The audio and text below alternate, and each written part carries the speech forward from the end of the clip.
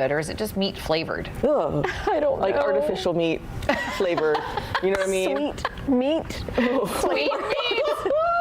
I don't know about that. Okay, maybe like a it's bad like idea. Teriyaki beef jerky. Oh, well. All right. I don't think I want that in a lollipop. No, but you don't want hard candy coating over it. All right, listen, tonight, the Magic are going to win game 2. Yes. We're putting it out into the universe. Let's make it happen. Go Magic. They're playing in Detroit tonight, 7 o'clock, back in town Saturday and Monday. Get your tickets, my friends. Play the song. Orlando Magic.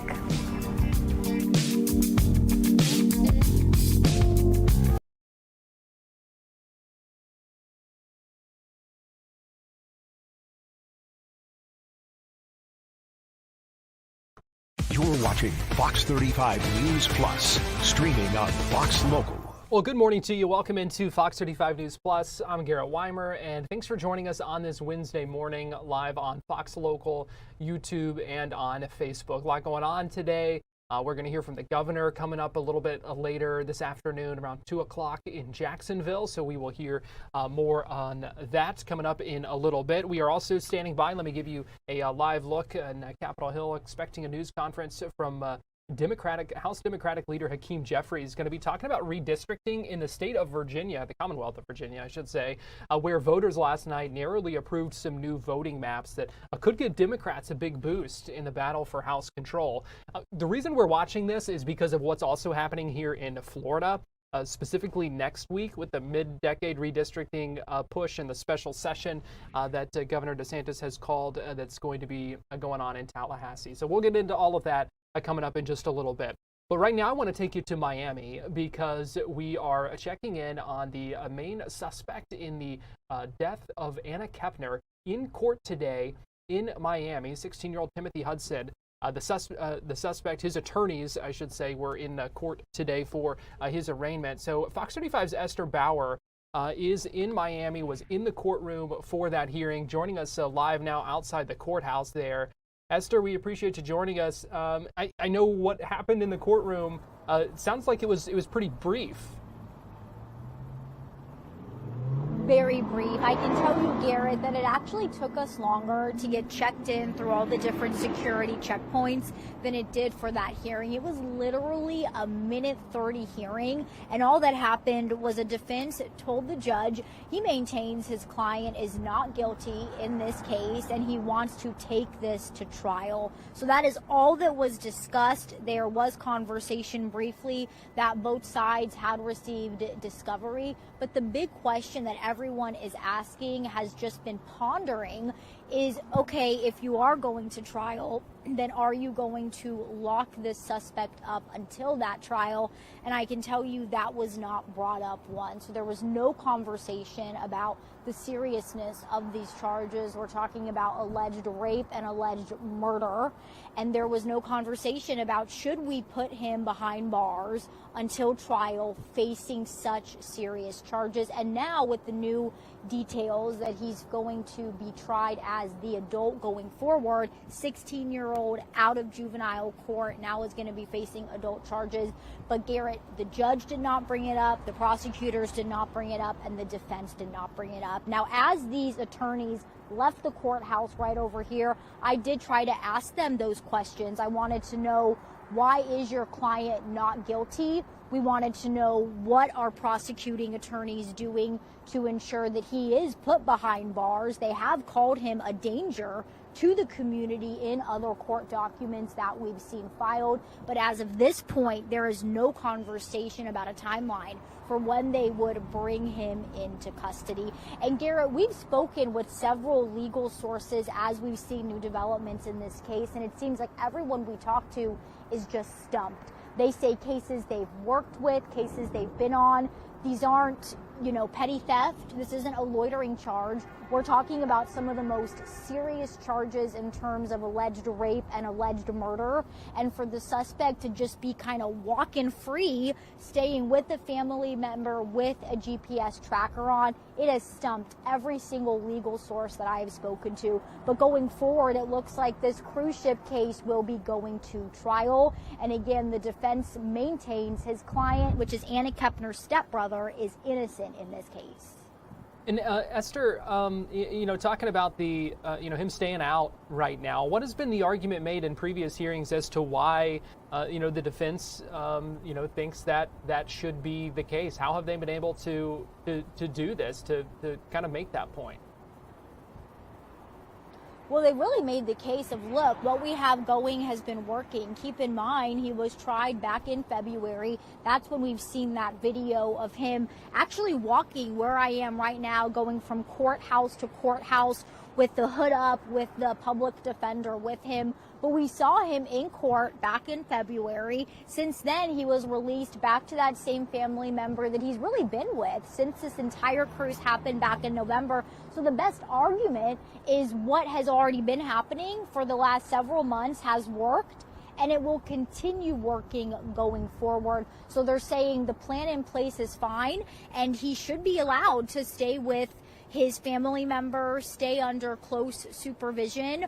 But what the defense argues is that what has already been going on for several months is working just fine, and there's no reason to lock him up, put him behind bars.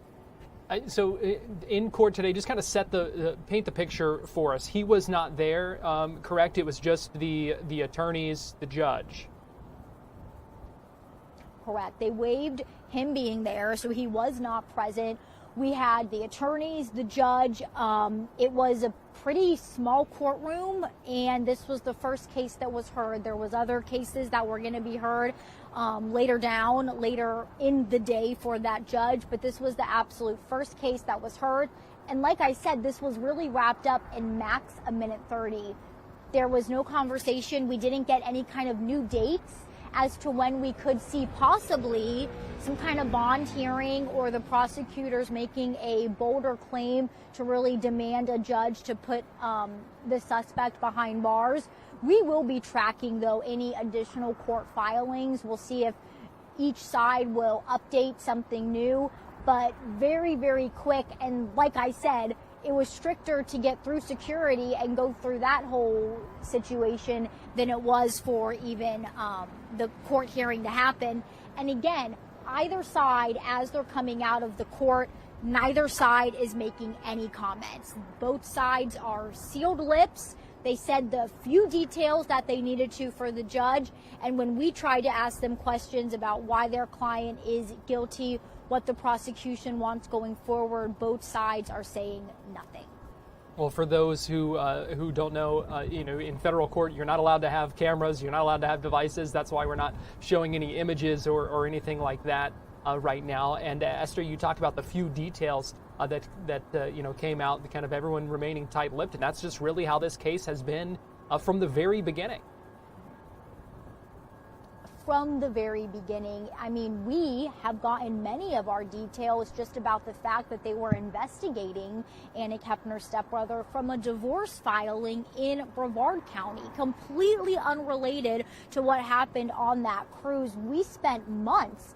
That was the only way we were getting any information, because the suspect's father was working to get the other minor children that are currently staying with Anna Kepner's side of the family out of that home. So tight-lipped from the start, and it really looks like it'll be tight-lipped going forward until, if and when, we see this case go to the trial. All right, Fox 35's Esther Bauer joining us live from Miami. We appreciate you giving us the latest there from the court hearing today. We'll stay tuned for more developments in this case. I know you've been staying on top of scouring those for all those court documents as this case has progressed over the past few months. I know you'll stay on top of it. Esther, thanks, and have a safe trip back. Sounds good. Thank you. We're going to take a quick break, and we'll be right back.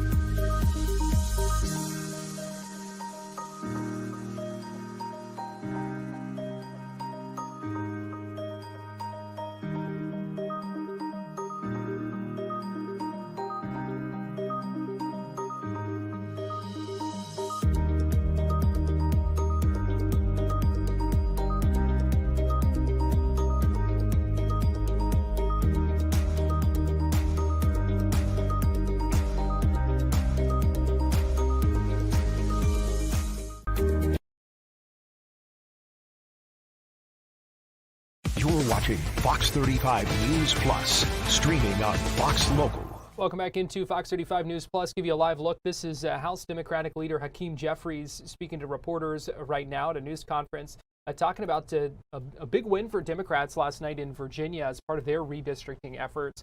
Something that we've been watching closely because of what is going to be happening here in the state of Florida with the redistricting special session slated to start next week. So let's go ahead and listen in live.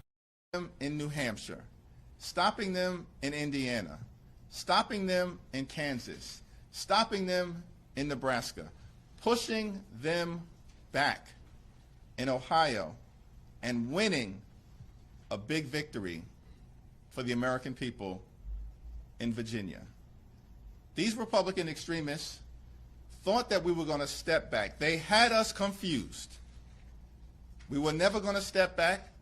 We're going to continue to fight back all the way through November 3rd, where Democrats will take back control of the House of Representatives so we can drive down the high cost of living, fix our broken health care system, clean up corruption, get ICE under control, stop this reckless and costly war of choice in this national nightmare in America, and continue our country's march toward a more perfect union. I want to thank Governor Spanberger, thank Speaker Don Scott, thank the General Assembly, thank the Virginia congressional delegation, and thank President Barack Obama, Attorney General Eric Holder, and everyone who was involved in this extraordinary effort to get this done in Virginia as part of our unyielding commitment to stop the MAGA power grab wherever it is taking place across this country.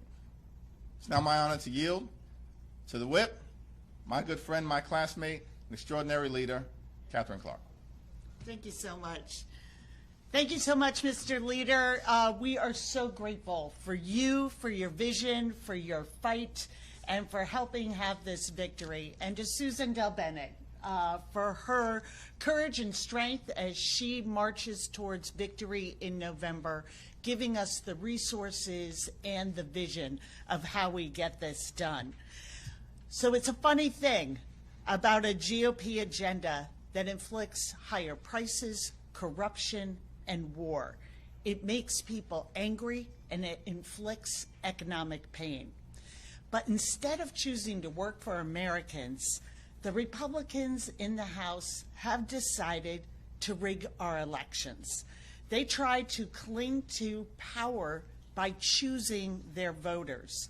And this started in North Carolina in the 24 elections, where the 3 seats that they eliminated cost us the majority.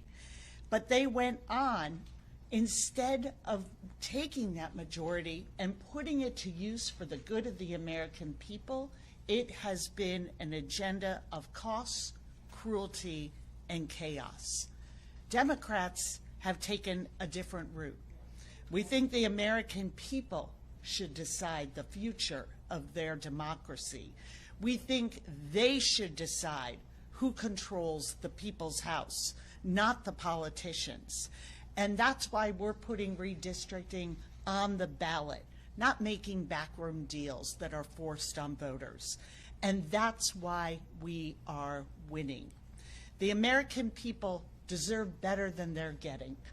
They deserve better than illegal tariffs and health care cuts and secret police causing chaos and murdering Americans in the streets. That's why Republicans are losing this redistricting fight that they started, from California to Utah to now Virginia. And it's why Democrats are going to win in November. And I am also, on my list of those that we are grateful to, include the chairman of our caucus, Pete Aguilar, who helped us lead the efforts in California to meet Republicans and bring us to victory in that redistricting effort, and was absolutely critical in the results we saw in Virginia. With that, I yield to you, Pete. Thank you, Whip Clark, and to Susan DelBene and Leader Jeffries. Truly, without their efforts here, leaning in, this would not have happened. But it's very clear. The American people have spoken.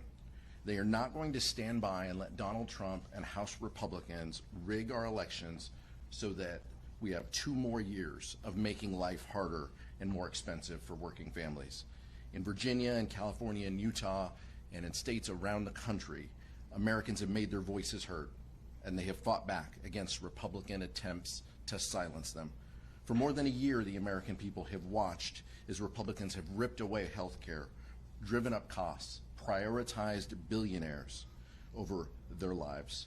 But rather than change their policies to actually improve the lives of people around our country, Republicans and Donald Trump have doubled down, working to steal the next election to support their own efforts. Democrats won't let that happen. I was privileged to play a role in our efforts in Proposition 50 in California to directly counter Trump and the Texas scheme that he engineered.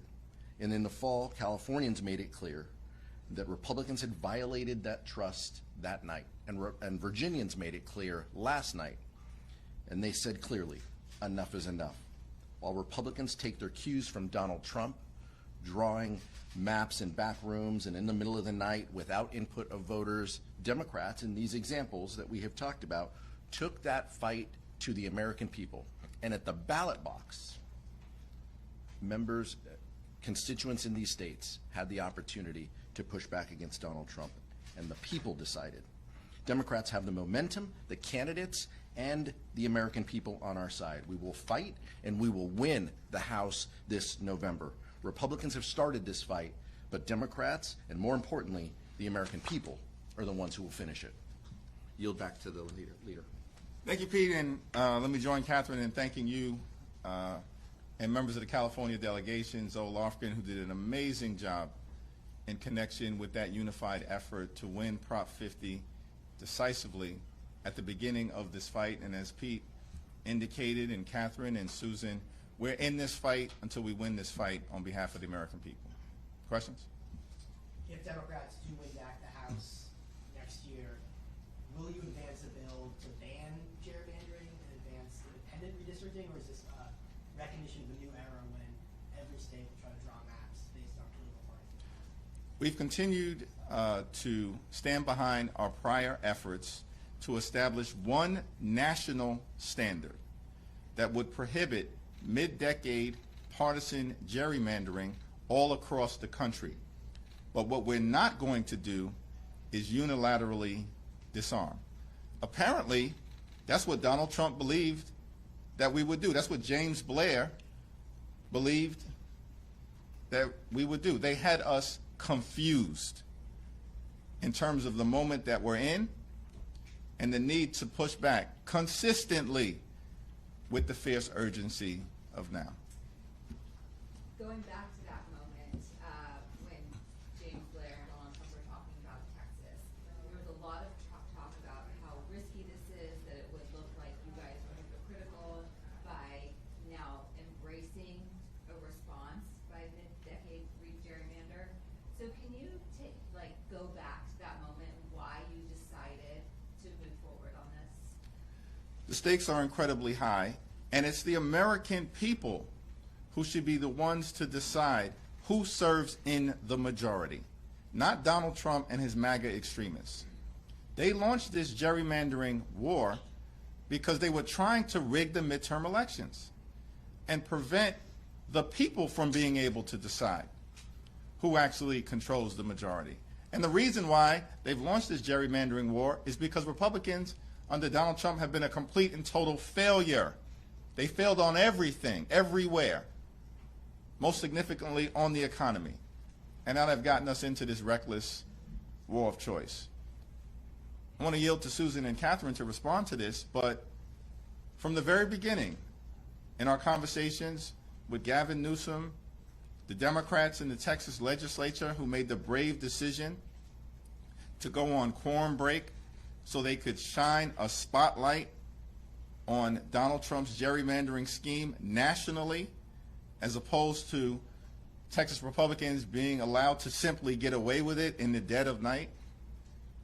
But we also decided that as we were going to respond, We were going to respond in a manner consistent with our values. Yes, we were going to win this fight.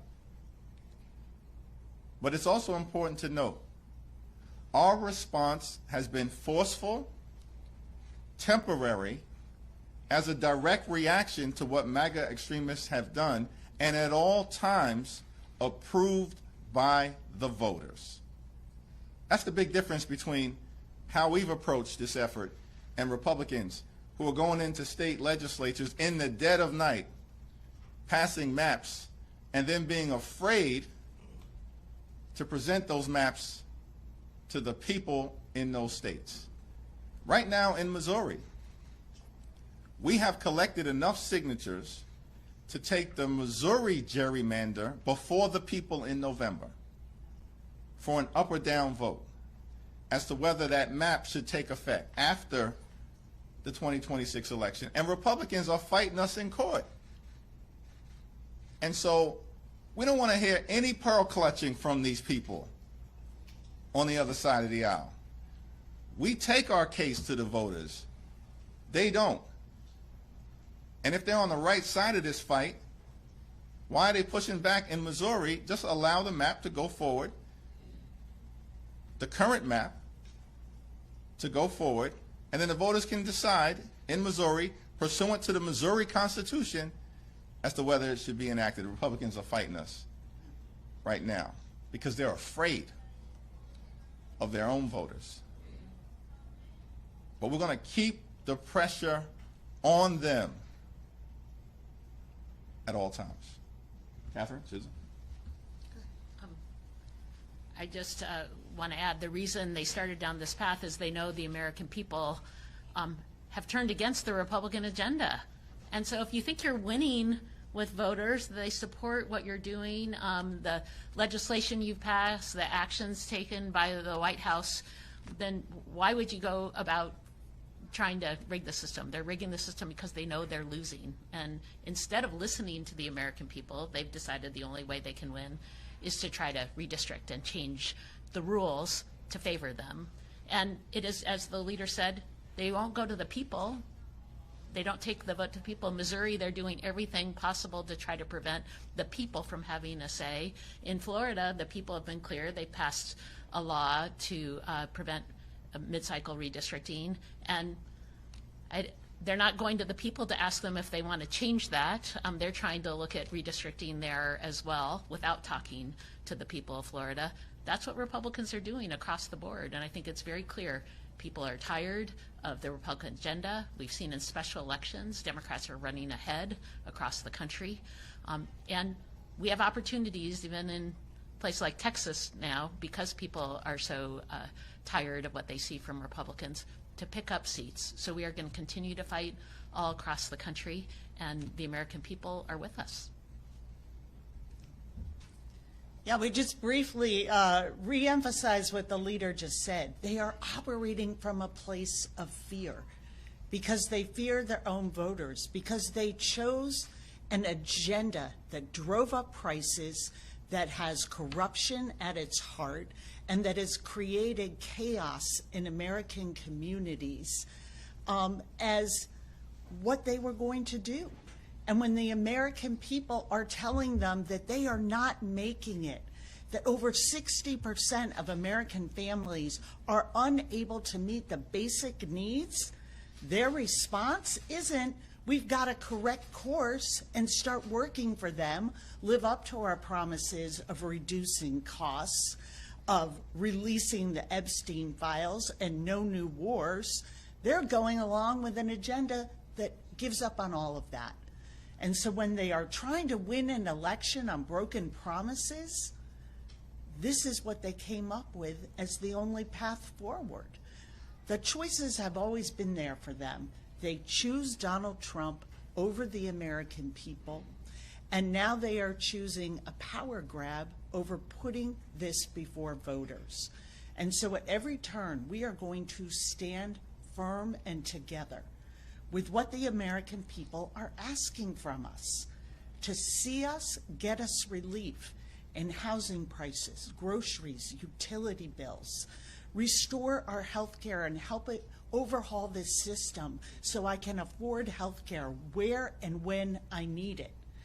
And get a government that is working for me, the taxpayer, and is not working for the benefit of a president and his family. This is what the American people are desperate for. And after their redistricting that they did behind closed doors in Texas, what did we see in the primary? A Democratic turnout that was well over Republican that hasn't happened in decades. It was presidential level turnout. And last night in Virginia, we saw the same turnout of a gubernatorial race with not a single candidate on the ballot, but the idea that our elections should be fair and they should be secure and that our agenda should be focused on the American people. That's why it won. That's why we'll win in November. Thank you, Mr. Leader. The Supreme Court released 2 decisions today, neither of them with the Louisiana voting rights case. Are you confident that when the decision does drop, that it may be too late for it to have an effect on these maps, or are you all taking contingencies for when the decision drops, how it may impact any of the gains that you've made? The right thing for the Supreme Court to do is to uphold Section 2 of the Voting Rights Act. This is a historic, enduring, bipartisan piece of legislation. The Voting Rights Act is the most important civil rights legislation ever enacted in the history of the country, and it's designed to protect free and fair elections. Just 2 years ago, Justice Roberts and Justice Kavanaugh upheld Section 2 of the Voting Rights Act, and for the life of me, I can't figure out why they would do anything different in this instance. Now, I know that some of the far-right justices who are operating in the pocket of the Republican Party are trying to do everything possible to give MAGA extremists an electoral advantage, and we're just not going to let it happen.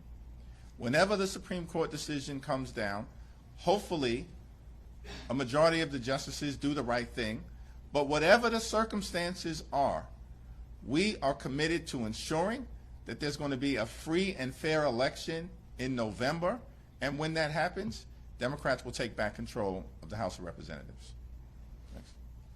How would Democrats respond if the Virginia nonpartisan Supreme Court does ultimately strike down the SNU map and find the referendum illegal? The law is with us in Virginia. The facts are with us in Virginia. And the people are with us in Virginia. There's no basis in law or fact for the Virginia Supreme Court under the Constitution that exists, particularly in the aftermath of a people-approved referendum, to do anything other than to allow it to move forward. Susan? Looking into Florida, the state Supreme Court there has shown a willingness to greenlight already gerrymandered maps in spite of their Fair Districts Amendment. How confident are you that you can prevail in court should the Republicans enact a new map there? I mean, we know that the governor has talked about ignoring the will of the people. We're going to continue to fight back, and we also know that we have opportunities across Florida to pick up seats, and we will continue to do that. People, again, are tired of what they see the Republican priorities are, not the American people, but basically doing Donald Trump's bidding. And you've seen even in state legislative seats in Florida, just huge swings, even more recently, including that legislative seat with Mar-a-Lago in it, a huge swing because people want folks who are going to stand up for them. So I think we have opportunities in Florida, and absolutely we're going to fight back every way that we can to make sure that their voices are heard. Sorry. Our message to Florida Republicans is F around and find out. If they go down the road of a DeSantis dummy-mander, the Florida Republicans are going to find themselves in the same situation as Texas Republicans, who are on the run right now, and under no circumstances are Texas Republicans picking up 5 seats. They'll be fortunate if they get 2 or 3. While in California, we are going to get all 5. The Republicans are dummy-mandering their way into the minority before a single vote is cast, because they started this war, and we're going to finish it. The electoral tide is turning in Florida. As Chairwoman Del Bene illustrated, we won the Miami mayor's race in December for the first time in almost 30 years by 20 points. And now Eileen Higgins is mayor in a city that's 75% Latino, including Cuban Americans and Venezuelan Americans, amongst some of the more conservative members of the Latino community in the nation. But the city of Miami, for the first time in 3 decades, broke heavily in our direction. We flipped the seat in Mar-a-Lago, of all places, when Donald Trump endorsed the Republican candidate and Republicans went all in. And we also won a seat in that same special election last month in Central Texas, in the Tampa Bay area. The signs are there, which is why there are many Republicans within the congressional delegation who have already publicly said in Florida to their governor and to the White House, it would be a mistake to go into Florida and do a DeSantis dummy mander. We agree, but go ahead and make our day.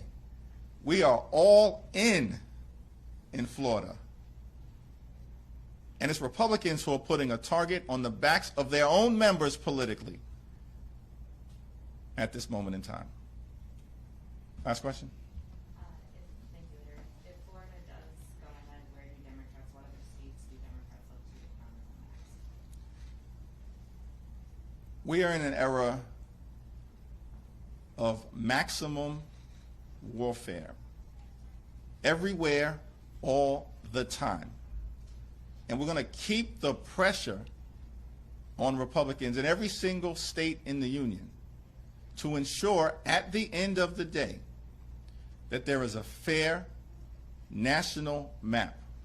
Because we believe that it's the people who should decide who's in the majority in the next Congress, not Donald Trump and MAGA extremists. Thank you all.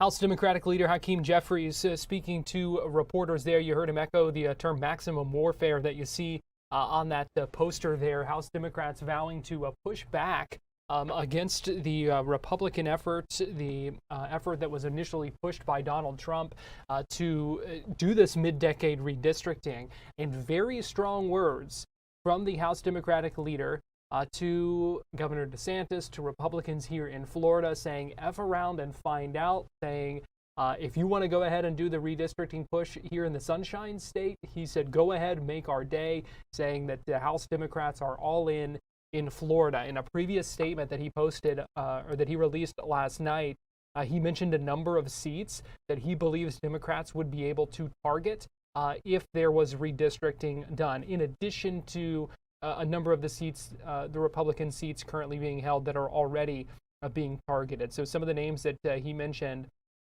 Mario Diaz-Balart, Maria Elvira Salazar, Carlos Jimenez, Kat Kamek, Anna Paulina Luna, Laurel Lee, Corey Mills, Brian Mast. Several of those seats, Luna, Lee, Mills, Salazar, those are seats that are already, that Democrats already have on their list to target for takeover. So a lot of interesting dynamics at play here when we're talking about what's going to happen next week in Tallahassee when the state legislature gavels in for this redistricting special session. We know that's not the only thing that they're going to be considering. According to the new amended proclamation for that, they'll also look at medical freedom, AI Bill of Rights, a couple of other things that failed during the regular session. But going to be interesting to see what the legislature here, what state lawmakers decide to do with this, if anything.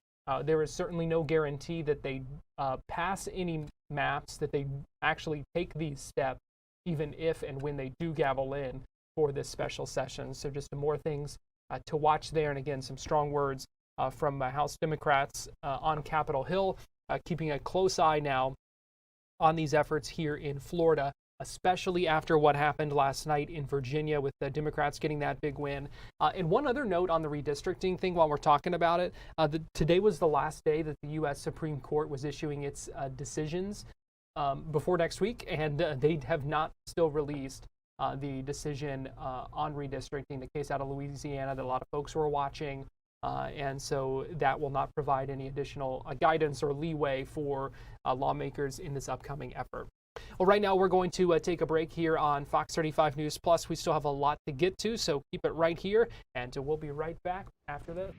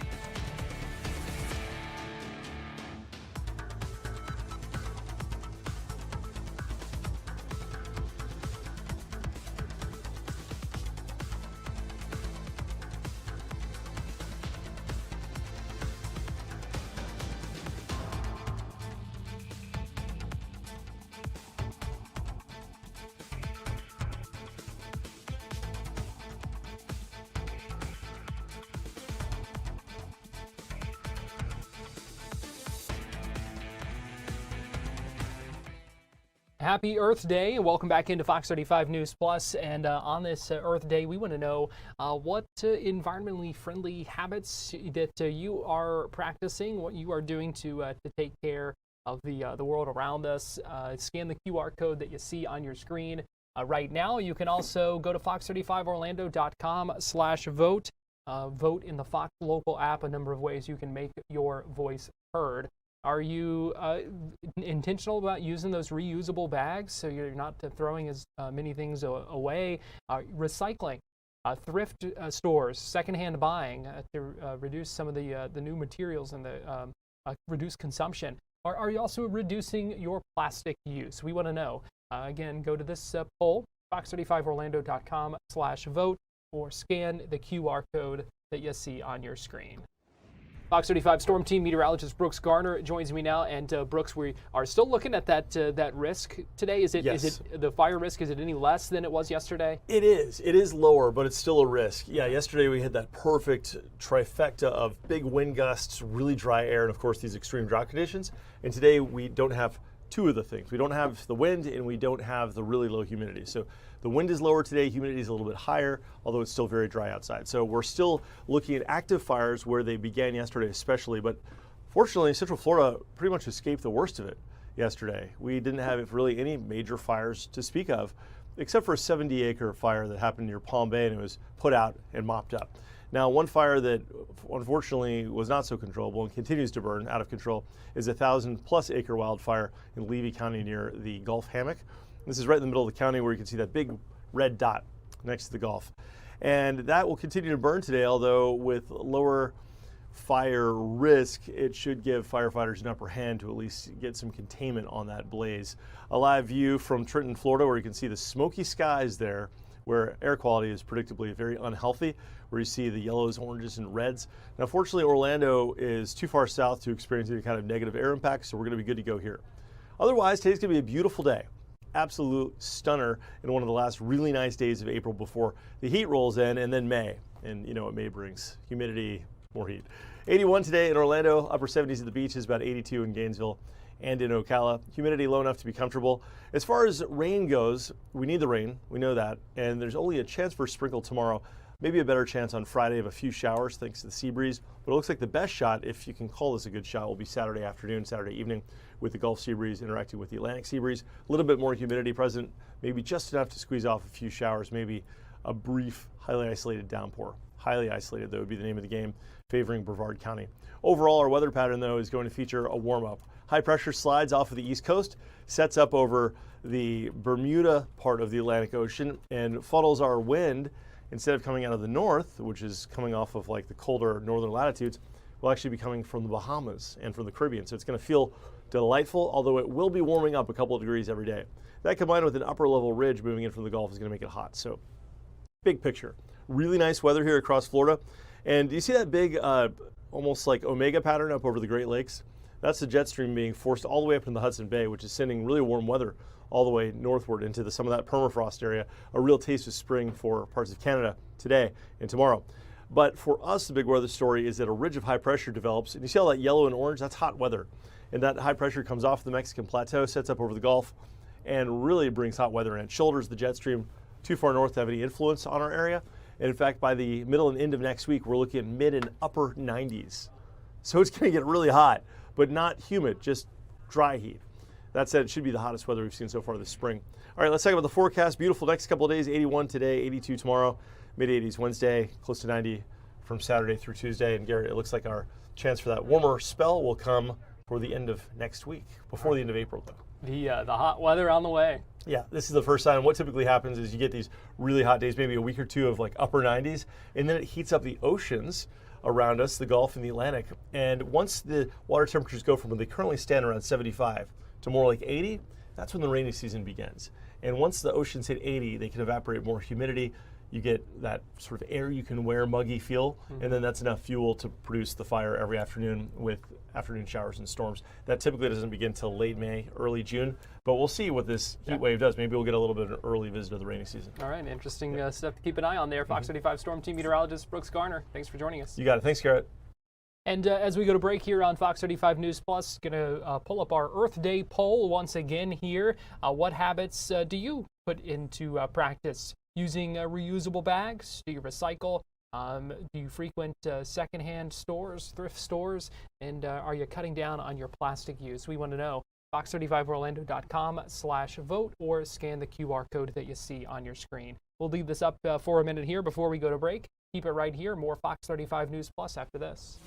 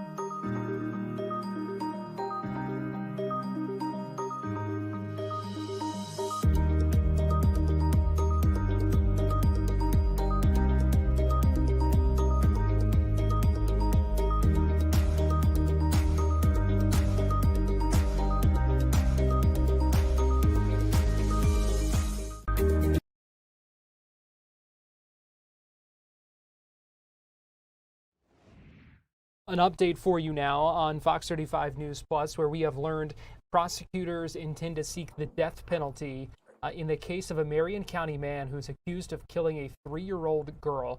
This happened in Citra. This is Jerron Combs facing charges. You see some of the body camera video from when he was originally taken into custody. He was previously charged with a murder. In this case, he's now an additional charge of sexual battery has been filed as well, and prosecutors announcing their intention to seek the death penalty in connection with this case. The 3-year-old girl, Paisley Brown, who died after investigators say she was beaten. Her hands and feet were bound, and she was beaten. That 3-year-old girl's mother also facing charges in connection with this case. We will continue to track that and monitor that. But again, we are learning that the prosecutors do intend to seek the death penalty. I want to give you a live look right now in Tampa, where opening statements are underway in the Julio Fulio murder trial. This is a trial that's going on in Tampa. 4 defendants facing charges right now in connection with the ambush-style killing of a Jacksonville rapper, Julio Fulio. So you're walking through some of the evidence right now. We know jury selection took a couple of weeks. This has been a high-profile case, but the 4 suspects on trial right now, Sean Gathright, Rashad Murphy, Davion Murphy, and Isaiah Chance, they are facing murder charges in this case. That happened back in 2024. We're going to go ahead and listen in for a few minutes. I do want to warn you, since this is a live court proceeding, viewer discretion is advised. But let's go ahead and listen in live from Tampa as this high-profile trial gets underway. On the Tesla that picked up Mr. Gathright and Mr. Murphy running around the front end of that Tesla. You can see he is literally covered head to toe. Head to toe. He's wearing a hoodie, something black over his face, maybe a gaiter or some kind of a bandana. He's carrying a rifle, but you can still see a sliver of the top of his face, that it's light-skinned, and you can see his hands are light-skinned and that he has a very thin build. So we start here with Mr. Gathright. This is when he is at his house. Remember, we saw this video earlier. This is the same time, 2:45:48, when they're loading the Impala on June 22nd, and his phone is hitting off a cell tower that his house lays in that sector. So it is mapping his cell phone while he is there. This is a mapping of him leaving Jacksonville and heading down to Tampa and going through. So what you're going to see as this mapping proceeds, each time you see a line being generated, it's giving the date, the time, and the latitude, longitude coordinates of that connection, the phone connecting to a cell tower. You can see the sides of the cell tower being utilized, and now you can see the phone is moving as it connects to one cell tower, moving to another, moving to the next. So it demonstrates movement of the cell phone. Now he is heading down past UC Gainesville. Soon you'll see him getting off of 301 onto 75 South. He's going down through Ocala, coming straight down. His phone is down 75. Now you see the markers down here relevant to our case. You see the Airbnb. You see him utilizing towers right south of the Airbnb. His phone will sit there for quite a while until about 9:30, and then his phone will travel down to the Teasers Club, which I'll come back to here momentarily. And then back to Airbnb, where it stays for a little bit, until the latter part of the 22nd, going into the morning of the 23rd. And now he starts moving back to teasers. This is around the time that Mr. Jones is showing up at the club. Mr. Gathrigh's phone is right there. And now he's moving again, and now he's over by Truth 18.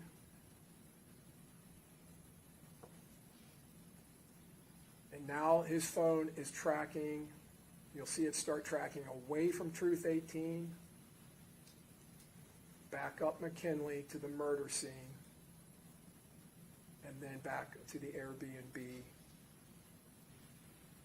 where it'll stay for quite a while.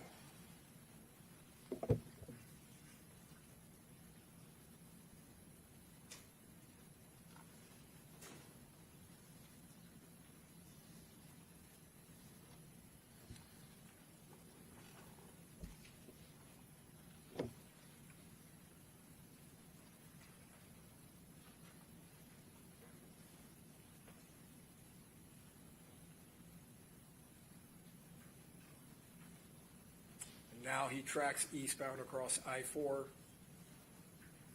past Lakeland,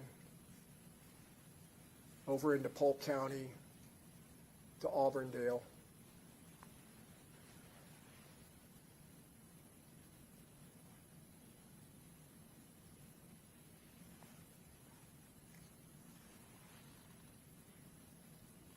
What you saw in there was at about 9:30, Mr. Gathright, after arriving around 7:30, 7:45 to the Airbnb, about 2 hours later, he travels down to Teasers at 9:30, many hours before Mr. Jones gets there. He's casing Teasers. He's checking the lay of the land at Teasers. And you're going to hear in the evidence that he is searching for Mr. Jones, looking and monitoring. Okay, again, Mr. Harmon, just a reminder that this is the evidence that the state believes you will show, okay? Yes, the evidence will show that during this time period, Mr. Gathright is searching online for Mr. Jones. He is seeing the postings on Instagram, but again, that requires him to DM Mr. Jones to get his address. They're trying to locate Mr. Jones. So here is his cell phone hitting at Teasers at 9:35. He has left the Airbnb. Now he heads back to the Airbnb around 10:30, 10:40. Now he's back at Teasers, and then over to Truth 18. You can see his phone is in the sector of that cell tower just to the east of Truth 18. There he is at Truth 18. And now you can see in the middle of your screen, it's kind of light, kind of hard to see, the murder scene. His phone is at the murder scene, and there are two towers south of the murder scene that he is in their northbound sectors, and then there's another tower just to the east, and he's in the westbound sector. Now, you will also find in the evidence that Mr. Gathright sends a text to a girl named Kyla. And he says on the top, I need you all to text Fat Boy. He sends this around 12:32. All right? Fat Boy is Xavier Edwards. I need you to text him. Kyla texts back, about what? He texts back, sis, I need you to text Fat Boy. Tell him you trying to pull up about trying to see him tonight. She texts back, he know I'm gone him while I'm out. Then he texts Kyla back. He in Tampa. But make it seem like you know he there. He had a B&B with 6. That's Mr. Jones. This trial continuing, opening statements right now being given by prosecutors in the Julio Fulio murder trial. Again, 4 defendants who are facing charges in this. There is a fifth defendant who was allegedly involved in the surveillance of this. She was found guilty of manslaughter back in October, but has not yet been sentenced. We are going to take a break right now here on Fox 35 News Plus, but we'll be right back.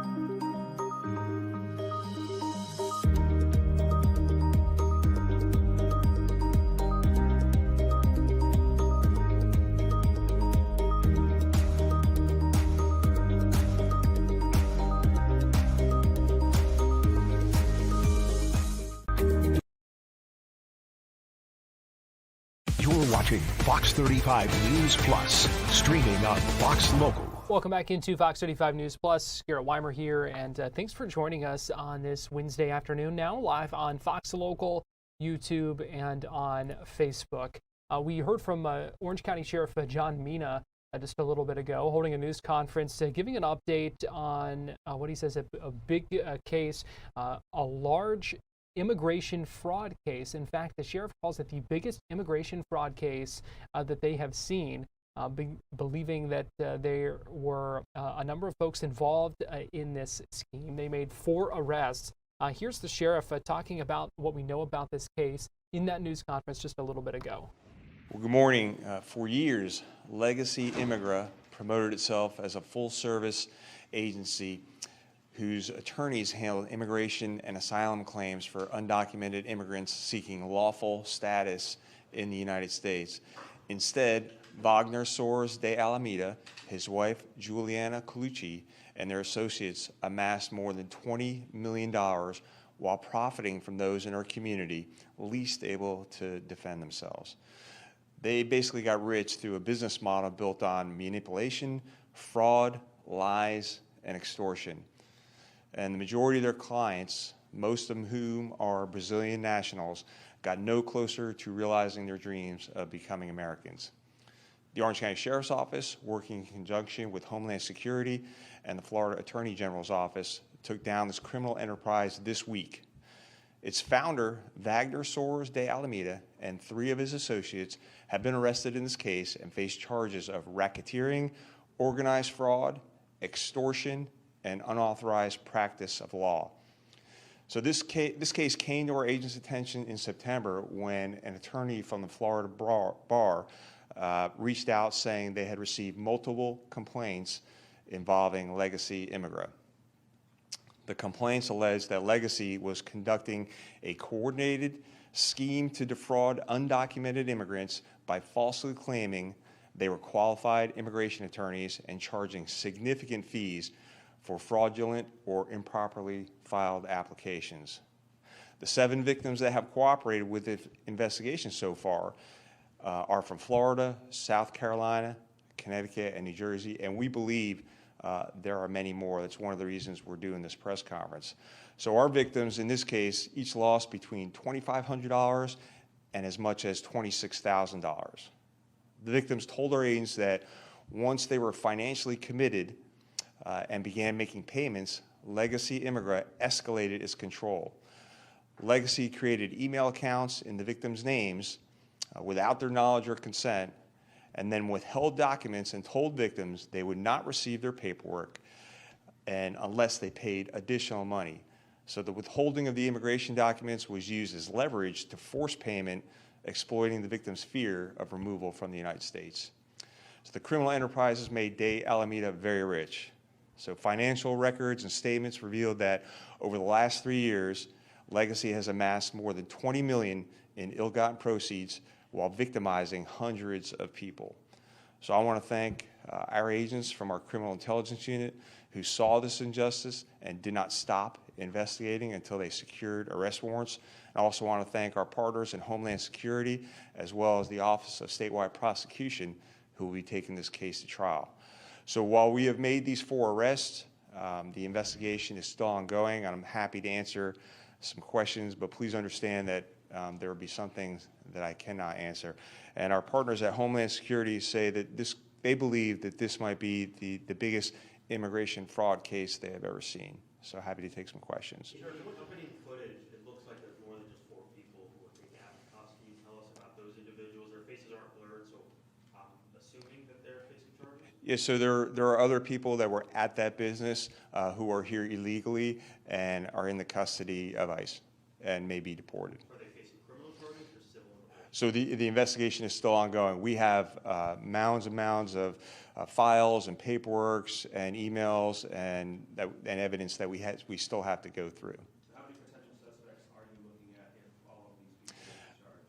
We don't know because we believe there are many victims in other parts of the country. So we also believe there could be other suspects involved in this organization. There's also a company connected to the Juliana Colucci woman called Colucci Immigration Services. Did they have multiple businesses involved in all this? Yes, and that's all part of the investigation. So wherever the evidence takes us, that's what we're going to follow, and we'll be investigating everything that is connected to Legacy. Are there any of the victims who are now facing deportation because of all this? So all of our victims will be able to apply for a U visa, which will help them remain in the country while they assist with the investigation, and then they'll have to go through the legal process to remain in the country. Roughly how many victims are we talking about? It could be hundreds of victims. What would be, given the current political climate and the administration's federal guidelines and activities, what would be your words to other people who are in the country seeking asylum, already on edge because of the way things are nationwide, and then this happens? What would be your word to those folks who are trying to find a legal way of getting and staying? Well, those folks are victims of a crime, and some of them have saved money, all of their life savings, and now have been defrauded out of that money and extorted and exploited. So I would say, call law enforcement. We are here to assist, and certainly, like I said, that there is a process and a method to remain in this country legally, and especially if you're helping with a criminal case and you're cooperative and see that case through, you can apply for the e-visa, which will help you stay in this country to the completion of that case. You mentioned, I think there were 7 victims who you guys have gotten to cooperate so far. I mean, were there a lot more that chose not to cooperate, possibly because of immigration? I'm not sure about that, but suffice it to say that we're going to reach out to all these victims in order to put together a good, solid case for the Office of Statewide Prosecution and prosecute them to the fullest extent of the law. Are those 4 themselves also in the country illegally? Some of them are, yes, correct. Is it your assessment that this Legacy Immigrant was ever a legitimate operation, or was it founded as a racketeering game? Well, they are not attorneys, so that's one thing. I know there are, we did find information that they were helping some people legitimately, but who knows, is that just in an effort so they tell their friends who tell their friends, and they're getting more business. But basically they're exploiting people, extorting people, and defrauding people out of their money. Was it that word of mouth that they managed to reach more people? Was it the slick marketing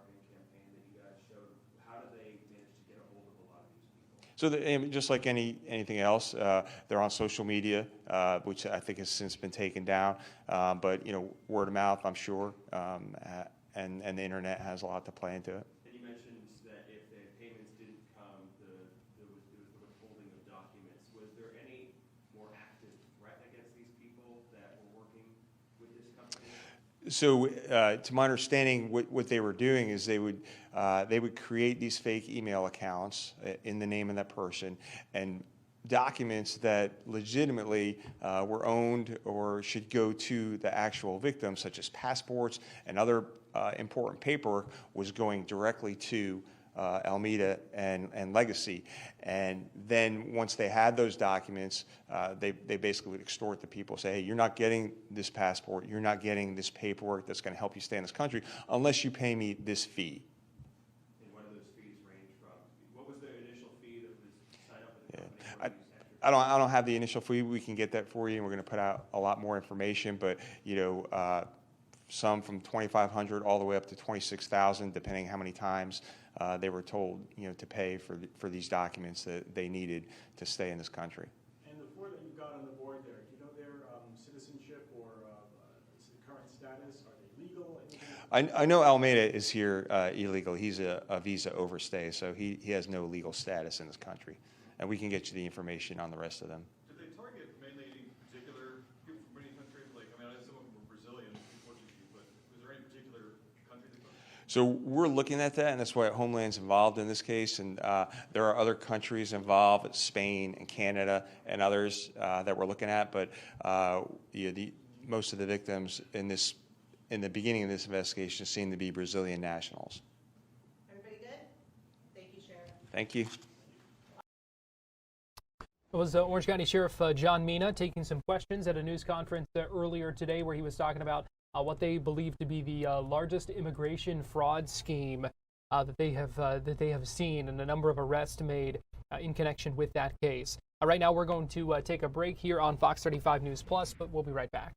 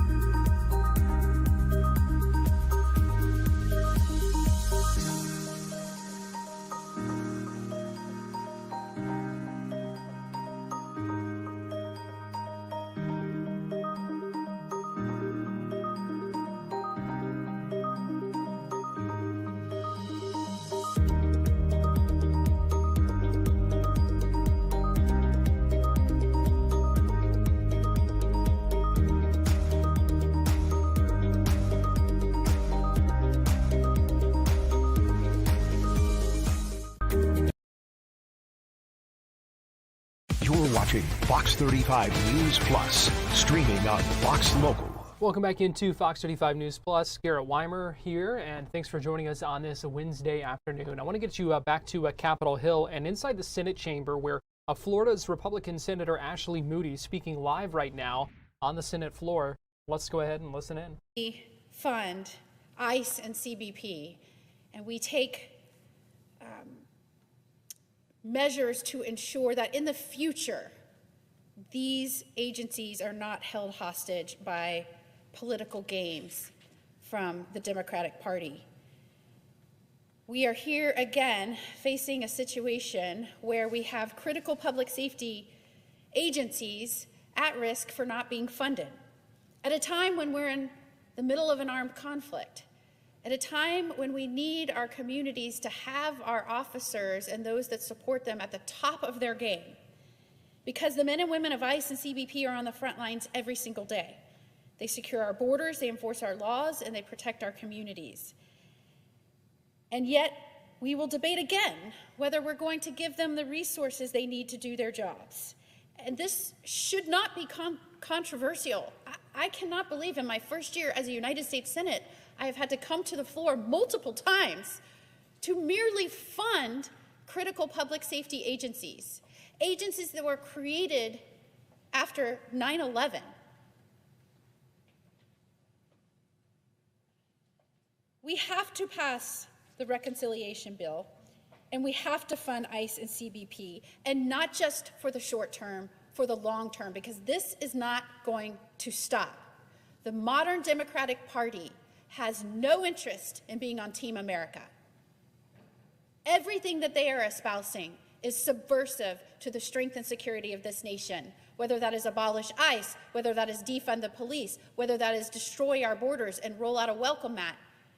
It cannot happen. And too often in this town, we see the same pattern play out when we face this obstructionist behavior. I would call it dangerous behavior. We kick the can down the road. American people are sick of it. Thousands of TSA agents who have worked more days unpaid than paid during this fiscal year, sick of it. We aren't sit here to keep parts of our vital government agencies shuttered at a time when our security is threatened. All of us here know we need DHS to keep us safe. So we should be coming here every day to give them the tools that they need, the resources they need, not tying their hands behind their back with short-term funding patches and political gridlock, not to mention the attack on morale that they must feel when their very jobs are threatened every time the Democrats throw a political tantrum. It shouldn't take executive orders or emergency measures to get these critical safety folks paid, but that is the hand that the Democrats keep dealing us. And if we're serious about solving this, not just now as we move in to passing reconciliation, but if we want to prevent this from happening in the future, if we want to move the Senate's work forward, especially when we're dealing with funding critical public safety agencies, we have to take a hard look at how this body, the Senate, operates. Because what has happened when there have been lapses in funding? What has happened in my first year here as a Senate, when I have pushed to get this done, pled with everyone in this chamber to get this done, stay here, what happens? Government workers go unpaid, our government shuts down, and often senators are told to go home. We're not just told to go home. Taxpayers fund senators to go home. They reimburse them for travel in the middle of a government shutdown when we're not paying government workers. And the buck stops here. We have to commit to solving this problem, not just funding the agencies, but solving the problem that how the Senate has done things historically is not working. It is not working in the face of a Democratic Party who is not on Team America. It is not working in the face of the modern-day Democrats in this chamber that are not just voicing subversiveness, they are taking actions in this chamber to undermine the security of this country. The ways we have always done things as a Senate does not work anymore. It does not work for this country. It does not work for the American people. And we have got to be bold and do something about it. And that's why I've introduced a resolution to forbid taxpayer dollars for reimbursement of member travel home during a lapse in government funding. Because if we're asking federal employees to deal with uncertainty, if we're asking our ICE officers and Border Patrol to continue doing their jobs without clarity, if we're asking TSA agents to continue showing up without clarity, we should be willing to stay here and do ours. If senators stayed in Washington and worked through the problem and focused on those discussions and delivering results and how do we do this, I mean, we're having to work around and go to a reconciliation as opposed to the normal budgeting process in order to fund DHS. I dare say, wonder if we would have gotten to this idea if we had been forced to stay here and deal with this a lot sooner. And it shouldn't be complicated. Funding the government is one of our most fundamental roles. The stakes of not fully funding ICE and CBP are far too high. Americans are clearly at risk right now. We know why my Democratic colleagues are obstructing the process. They've told you where their priorities lie. They want to go back to how things were under the previous administration. You know, when they broke down all security measures at the border, when they made it open borders, when they demoralized and undermined law enforcement. They liked that. They don't like it when they have Republican leadership and a president in the White House that are saying, that was backwards, that's put Americans in danger, we have to do things different, and we've got to clean up the mess. And what is this mess? I mean, I don't want to just broadly say it was dangerous. Let's talk about the mess. Let's talk about the catastrophic place we find ourselves in. We now have thousands of people that were on the terrorist watch list that were ushered in by the Biden administration, and we know that they released them and pushed them into this country. They're here right now. So in the middle of an armed conflict, we have people in this country right now that were on the terrorist watch list that were released by the last administration. And the Democrats' response is to not fund the folks that were going to go out and find them. Let's talk about the 22-year-old Laken Riley that was killed by an illegal immigrant in Georgia, or the 18-year-old college freshman Sheridan Gorman shot and killed in a random attack by an illegal immigrant in Chicago, or in my home state, Florida, in Fort Myers, just recently an illegal immigrant bludgeoned a mother to death outside of a gas station. These are just a few examples, but they're not, it's reality. It's not hypotheticals, it's not what could happen, it's what's happening. And so we have to take action today. And that means if we have to stay here and get this done during times of shutdown, let's do it. And anything that will incentivize that, we should promote, we should support, and we should pass. And that means changing our own rules, changing the way that we're doing business here in the Senate, because in so many ways, business as usual in the Senate isn't cutting it. And so I invite my colleagues who are really on Team America to show that they're on Team America and show they're willing to put in the hard work and roll up their sleeves and stay here when we find ourselves in a funding lapse of critical safety agencies, to support my resolution and support the reconciliation that will fund CBP and ICE. Thank you, Mr. President. I yield back. It was Senator Ashley Moody, Republican from Florida, speaking on the House floor about Department of Homeland Security funding amid a funding lapse. And I should note, let me pull up my schedule here, because there is a hearing this afternoon on Capitol Hill, U.S. House Homeland Security Committee holding a hearing talking about the DHS funding lapse and security gap that have opened up as a result of that. So that'll be a conversation that continues today on Capitol Hill. Right now, we're going to take a quick break here on Fox 35 News Plus, but we'll be right back.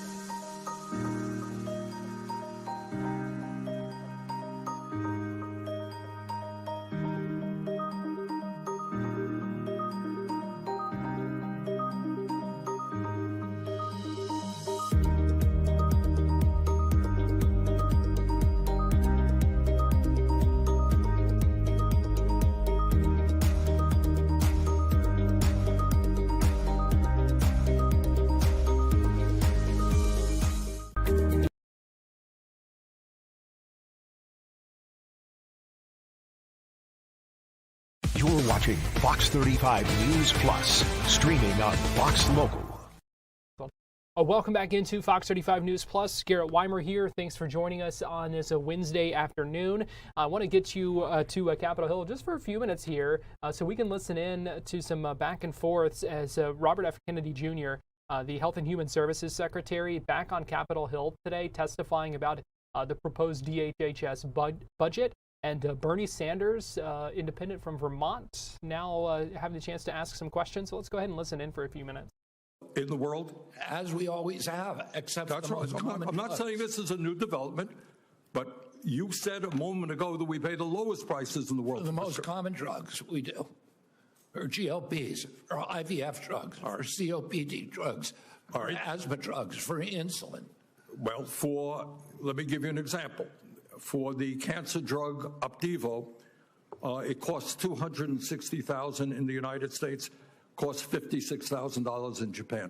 We pay on the lowest prices, et cetera, et cetera. Senator Welch made the same point.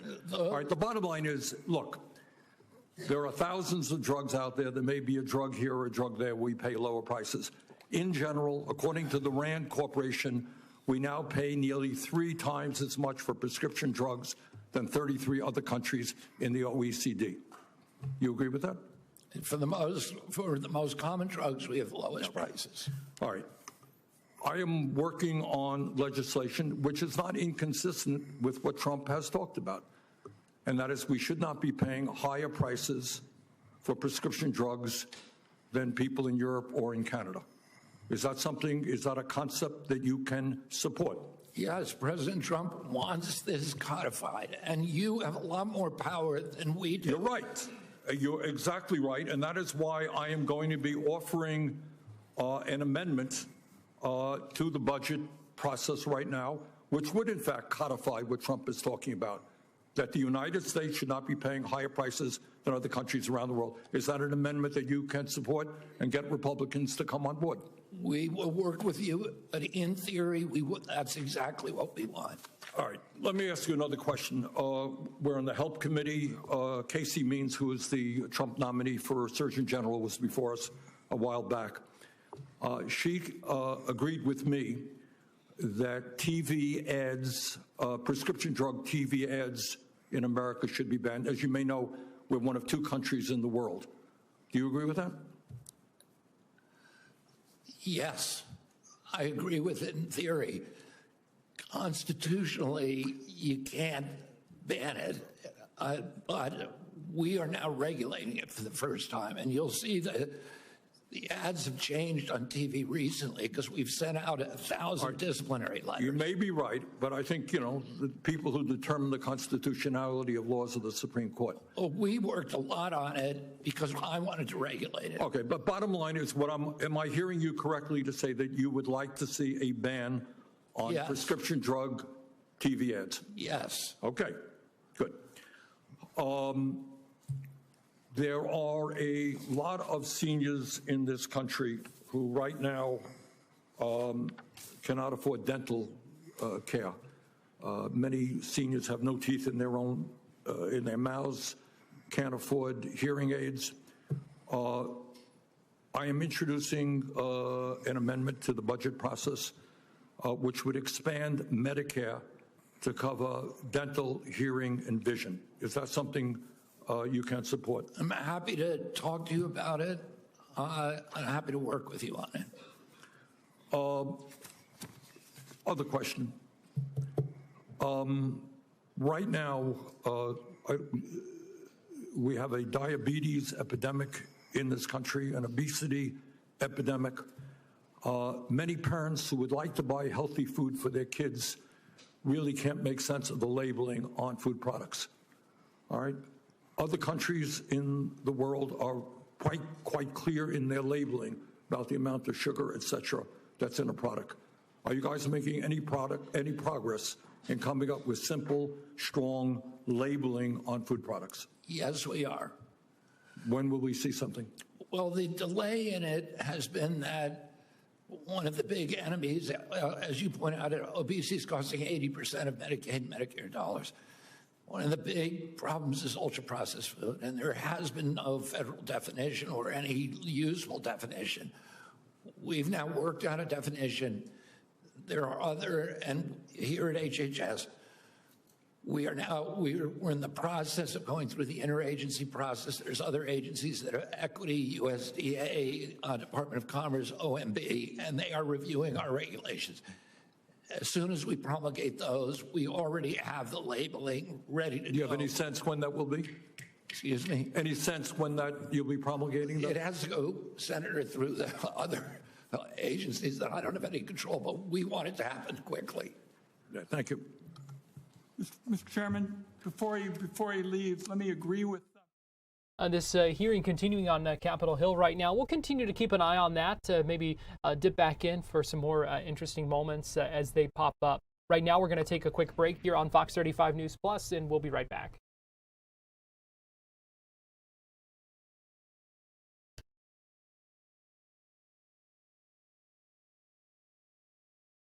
Hi, Alex. Garrett Weimer, can you hear me? Hey, yeah, loud and clear. Cool. How are you doing today? Good. Doing great. Thanks. How are you?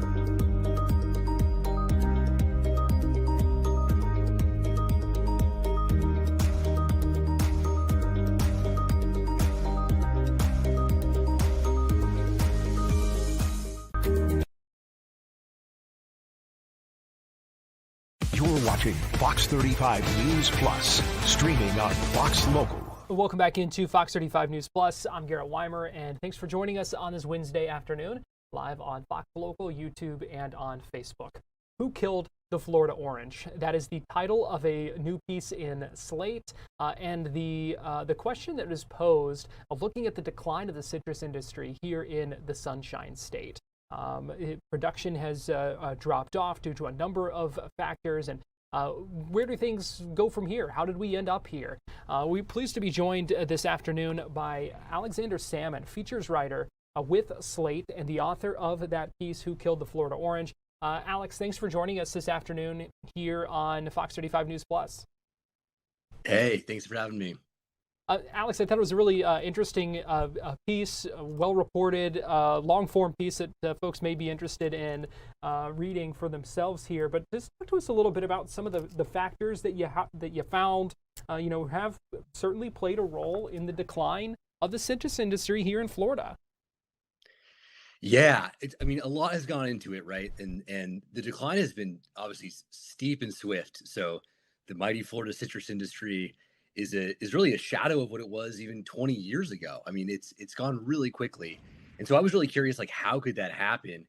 And what I found obviously was that there are a lot of factors, and Obviously, citrus greening, the disease, is a huge part of what we've seen, but also suburban sprawl, the power of developers in the state. It's a state that's really changed, and the economy has changed, and it's changed on a social level as well. Like the history of the orange is also a social history of Florida, and so I try to be as thorough as possible in the piece, and like I was really sort of moved by all the different things that I found in terms of housing development, in terms of data centers, in terms of globalization and the rise of Brazil, and all these things, and then obviously agrochemical stuff as well. So many things have played a factor in really changing the Florida orange.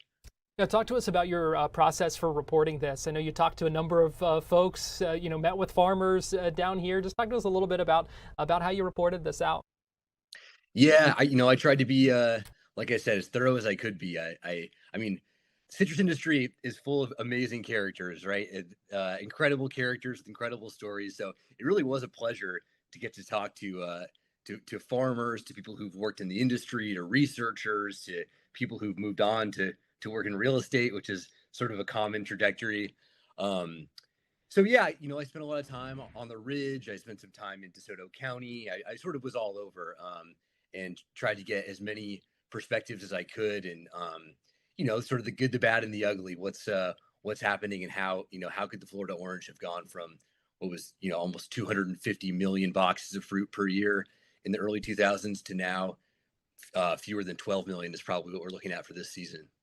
I thought it was also interesting in the piece, the kind of history and the look back a little bit about how orange juice kind of became that breakfast drink. Talk a little bit about kind of how how it kind of led to how that kind of came about to begin with.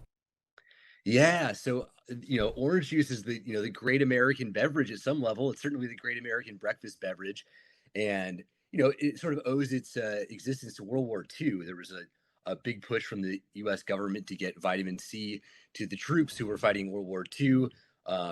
Frozen concentrate was a great technological innovation for that purpose. And so, for the second half of the 20th century, orange juice is a huge consumer product, consumer staple in the U.S.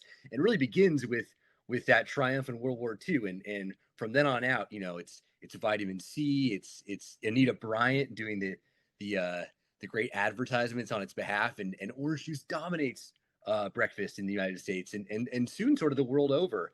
And then, of course, as we run into all these changes in Florida's economy and the climate and everything else, consumer preferences also change. And so, high sugar falls out of favor and high carb falls out of favor. And all of a sudden, there are a bunch of new beverages competing for shelf space. And so, orange juice was really a drink of the 20th century, it seems like. And as we crossed into the 21st, sort of lost the battle with consumer preference and fad diets and all sorts of stuff. And but yeah, a very American history, certainly. And you kind of chart in the piece as well how it's been a changing landscape, in some ways quite literally, for the citrus industry here in Florida. Right. Yeah. It's interesting because as you go back into even the very early days of the industry, the big problem was frost, right? That was the big challenge. And that caused the industry a lot of trouble and caused the industry to move around, from northern Florida down to the Ridge in central Florida and then even further south. But now the challenges are coming from all angles. It's not just frost. It's actually frost is pretty low on the list of challenges. And so, as these new industries have moved in, whether it's, data farms or solar fields or housing developments or, you name it, the amount of land on offer is just less and less. And there's a lot of competition for it. There's competition for the sand, even that the oranges grow in. So, it's a rapidly changing state with a really interesting history. And unfortunately, I think for the citrus growers in the state, the land that they're on is now highly, highly sought after and expensive. And, that's really changed the calculus and the political economy of the whole industry. The farmers, the citrus growers, everyone that you talk to there, how are they handling this and kind of dealing with all of these changes and these obstacles, the ones that that they can control and so many that they can't? Yeah, it's a great question. I think, there's a sort of agricultural optimism, I will say, that really endures, and that's true of Florida citrus growers. That's true, I think, of people who work in agriculture everywhere in the country. So I think that there's hope. There's hope that this is the worst. That if they can hold on through what's been just a brutal couple of years, that maybe there's a future for the Florida orange. But 3/4 of the orange growers in the state have already left the industry. I mean, we're talking huge collapse in production and in participation. And so, the farmers, the growers that are left are the ones who are really committed to this. They've been willing to try all sorts of things that might solve the greening problem, that might, stanch the bleeding a bit. I think that they've been burned many times. It's been a really hard cycle, and I think that it's really accelerated even in the last 5 years. I think to a degree that probably most Floridians don't even realize how bad it's gotten in the last 5 years. So people are optimistic. I will say they're willing to try things. There's obviously hope that a genetically modified citrus tree will be viable at some point. And for now, it's just looking for any sort of short-term solution that might tide them over. And there have been so many challenges, even just in recent weeks, with the freeze we saw here. That was kind of a rare thing, but something that is certainly not helpful when you just talk about so many different factors. So what's the bottom line here, Alex? What do you hope people take away from your piece? Well, I think that I hope that people will take away an appreciation of the Florida orange at some level. I mean, it really is, going extinct at an incredible pace here. And I think, if you're in Florida, if you've been there for many years, obviously you sort of take for granted the smell of orange groves, the presence of those trees, the orange itself. That might not be long for this new Florida. And I think that I really hope that people will, even as just to drive around and take stock of those trees, to take stock of the orange juice that you get, because really it's become very rare. It's if you're drinking orange juice now, it's probably from Brazil, it's maybe from California, but it's the Florida orange itself has become a real endangered species. So I think it's, I'm hopeful that that if nothing else, that there's an appreciation for what remains, and I hope that people will maybe pay a little closer attention to the Florida oranges that we've still got. Yeah, and there have been some efforts, we know, in the federal level to kind of roll back some of those regulations and things to change some of the things when it comes to the composition of requirements for orange juice and things like that. But certainly an industry here in Florida that has meant a lot to this state along the way, and I think your piece provides a lot of good context there. Alexander Salmon, features writer with Slate. We appreciate you joining us today here on Fox 35 News Plus and sharing your reporting with us. Yeah, thanks so much for having me. We're going to take a quick break right now here on Fox 35 News Plus, and we'll be right back for this.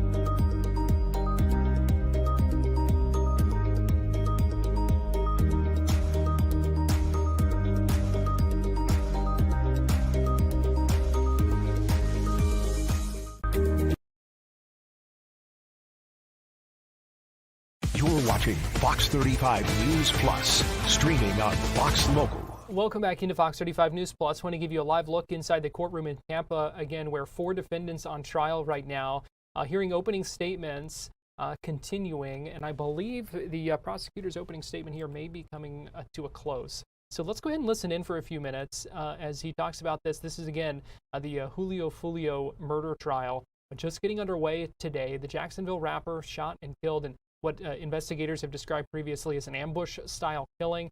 4 defendants now being all tried together in this case. The fifth, who was believed to be the getaway driver, previously convicted and is awaiting sentencing. So let's go ahead and listen in. You beyond any doubt. There's not going to be any doubt. The evidence in this case will convince each of you. You will know, and it'll be crystal clear to you, that all 4 of these defendants conspired and murdered Charles Jones.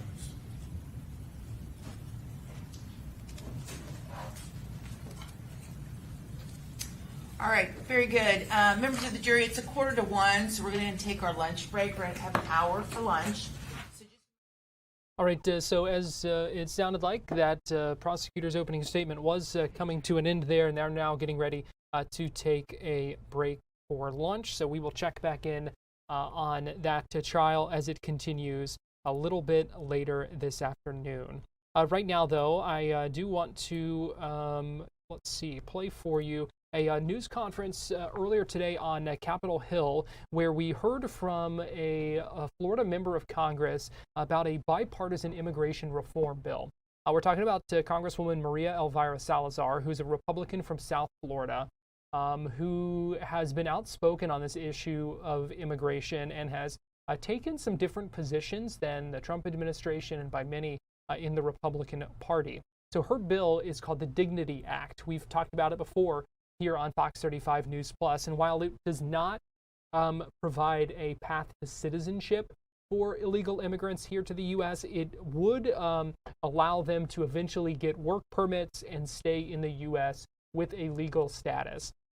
I want to play for you a little bit of a news conference earlier today as she talked about this legislation and was joined by some others, including Democratic Senator Mark Kelly from Arizona. So a number of folks involved at this news conference earlier today talking about what they want to see with this Dignity Act, and we'll see how this all plays out. Again, this was from earlier today on Capitol Hill. Housing costs 5 times faster than the median income. Agriculture is facing a 155,000 worker shortage. The know-nothing opponents to sensible reform are in a panic. The American people and the Trump administration have rejected their cruelty and chaos.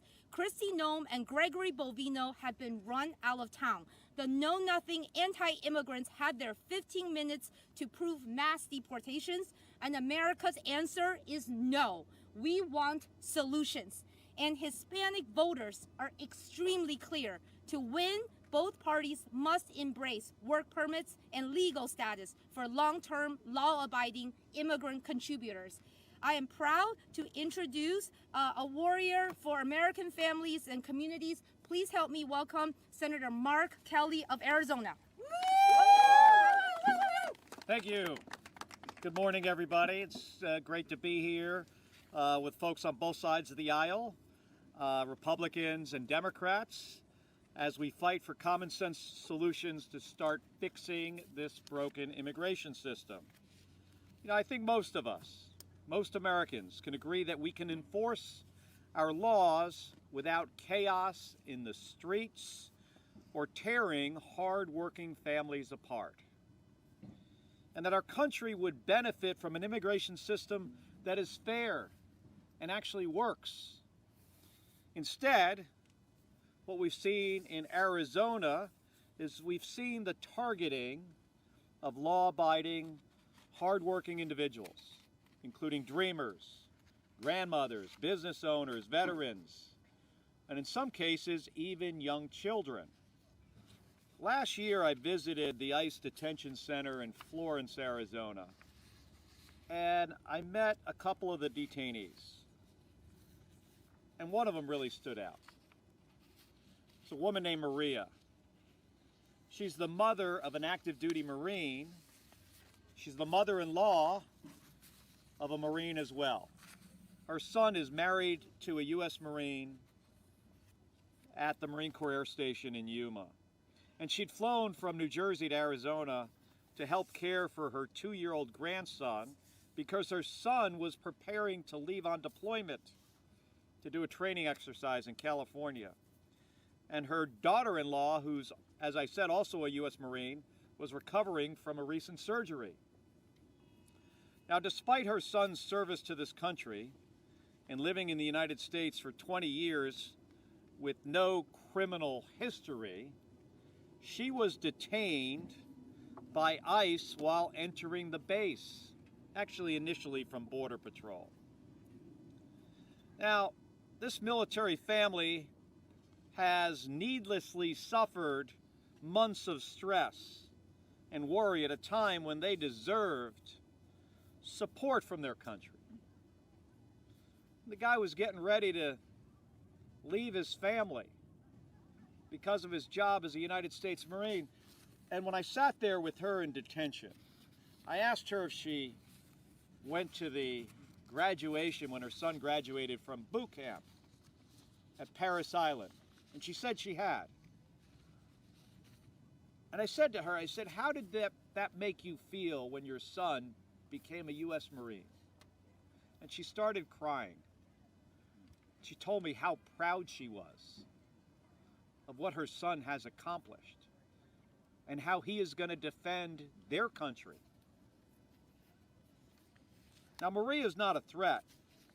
She loves this country. But unfortunately, her story is not unique. About a year ago, I was on a trip to Ukraine, and when I was in Poland, I had dinner with a group of Arizonans. One of them was a guy named Sergeant Matthew Blank. Never thought I would see this guy again. And I never expected that the next time I would talk to him, it was because his new wife, Annie Ramos, was now in an ICE detention facility just days after they got married.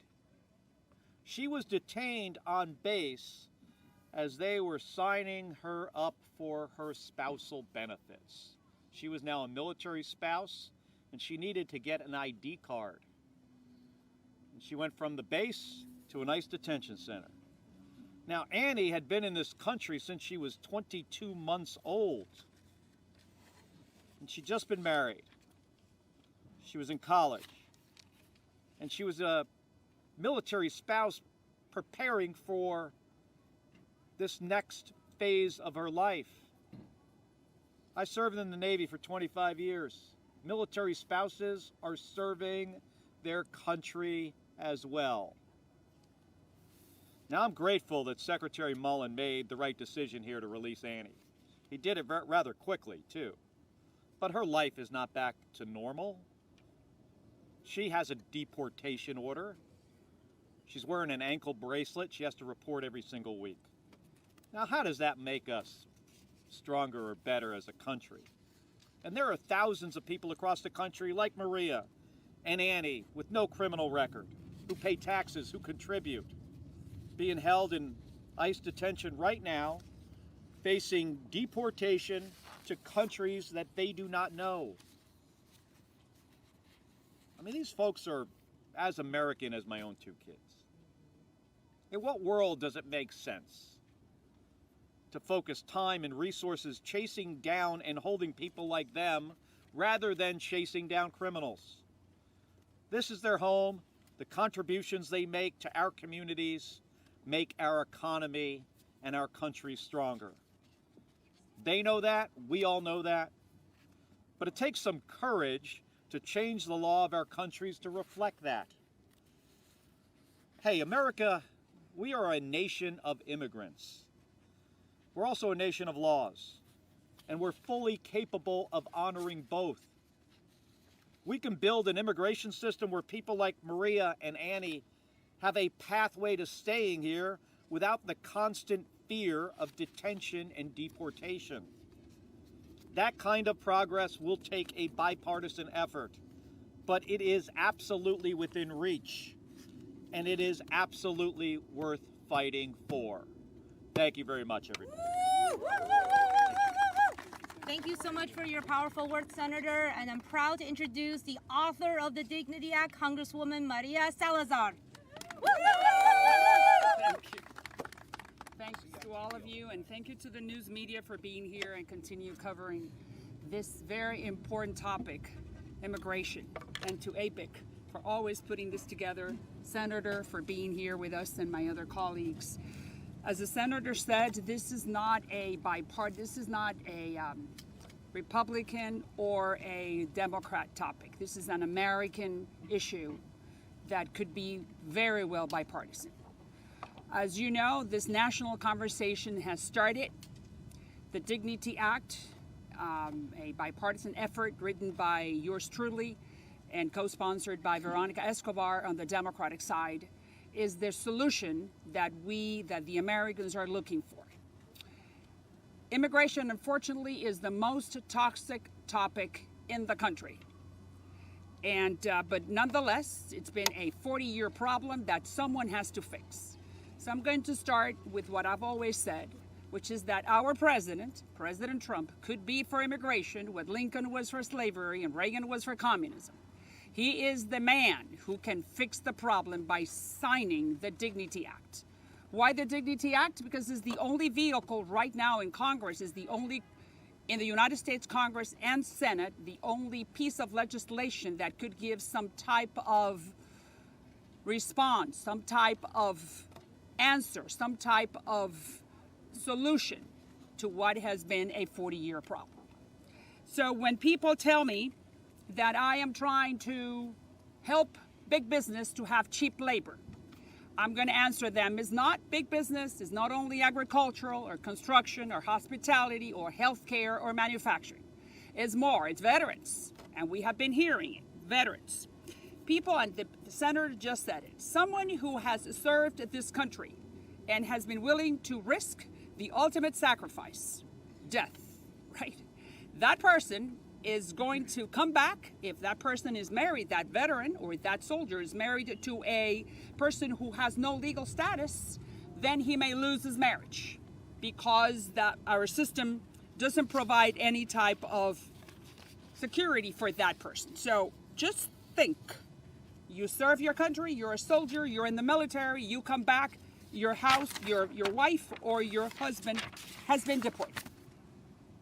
That is happening right now. And that's why the American Legion is with the Dignity law, the Dignity legislation. You fought for America. You helped us stay secured. We have to fight for you. That has nothing to do with big business. Number two, who else? The farmers, people in the dairy business. We all like milk, right? Well, there are 150,000 jobs available in agriculture right now. One of every two agricultural worker is either illegal or it's an immigrant. The American Farm Bureau, just listen to this statistics. The American Farm Bureau published that only 180 American citizens applied for 415,000 jobs that are available right now in the farm space. So that may be a little answer for those who are accusing me that I am taking jobs away from the Americans, citizens. Well, I'm sure that every single sector would love to hire Americans, and I agree with that.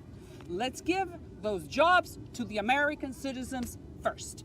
But the American citizen needs to be willing to engage in that type of labor. So that, once again, the American Farm Bureau, 182 applicants for 415,000 jobs available. That's the statistics, and math does not lie. So what is the concern? Is that if we do not have food security, prices are going to go up. If we don't have those hands on the fields, on the agricultural sector, we may not have food by Friday. And Americans want affordability, and they want affordable vegetables and fruits because we are used to that. That is what we're risking if we do not find an immigration solution in the near future. On top of that, mixed status families. The Dignity Act helps those Americans who have been married for 20 to 30 years to people who do not have a status. Love has no boundaries. You fell in love with somebody who does not have papers. Okay, well, I'm not gonna marry you because, you're not legal. But my heart is with you. Maybe it's not convenient to marry you, but I love you and I wanna be with you. That's the case of millions, almost 2.5 million families right now are mixed status. What does that mean? That one is illegal and the other one is illegal. And those people have been feeling the effects of our immigration system or immigration decisions in the last year. And the example is Angela. No criminal record, 7 months detained, your husband, a guy who has no criminal record, and you have been here and has been here for 30 years. I am the first one who, if you are an illegal and you have a criminal record, you have no chance with me. Dignity does not protect you. Dignity doesn't give you anything. On the contrary, it has very stiff penalties for those who have criminal record or for those who have tried to come back into the country legally if they have a criminal record. I'm talking about people like her husband. That's the American way. You don't have to be a Republican, Democrat, or Independent to understand what I'm saying. You have to be American and you have to be someone who cares about the country. 1 in every 5 mixed status families are already separated. And we're talking about not someone who married you yesterday because it was convenient to just get the green card. I'm talking about people who have marriages of 20 to 30 years. And most of them, 75% of them, have American children. So I'm with you. And I'm fighting for you. And I'm sure it has to be very hard. Very hard. Not only people like her, but going to church. Yes. Thank you. Of course. That's why they elected me in Miami, to come and do something, right? And be honorable and be American. Because this is the American way of doing business. Being benevolent, being good, being noble. That's who we are as Americans in the eyes of the world. Why do you think that we could be negotiating with Iran right now, the Ayatollahs who only want to harm Israel?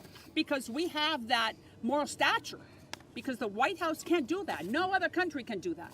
So then in the same fashion that we are trying to save the Middle East, we need to be saving families like her.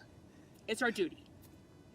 On top of that, faith leaders. How could it be that in this country, 30% of attendance in some of the Hispanic churches has gone down, 30 to 35%? Not because faith is dwindling, it's because people are full of fear. Come on. We're a Judeo-Christian nation. We got to protect that. But right now, fear is just penetrating that community. And finally, manufacturers. I don't know anyone in the manufacturing world, but I do know that the National Association of Manufacturers decided to do a public press conference to support Dignity. Why? Because there are 400,000 jobs available in the manufacturing sector. Manufacturing is 10% of the economy. The guy who's heading the CEO and the chairman of the board of the National Association of Manufacturers is saying that if we do not fill those jobs by 2033, we're talking about less than 10 years from now, we're going to have 2 million jobs available, and it's going to cost the economy of this country $1 trillion. If we want to continue being the #1 military in the world, we need to continue being the #1 economy in the world. And if we do not have hands to make that economy grow, I'm not sure how we're going to do that. So it's the veterans, it's the mixed family, it's the agricultural, construction, hospitality, it's everything. So Dignity is not an immigration legislation. Dignity is an economic and national security legislation, so we'll cover and we'll protect every single American, regardless of their political affiliation. And I thank ABIC for putting this together, and we'll continue fighting for people like her. Thank you. Thanks to you. Thank you so much.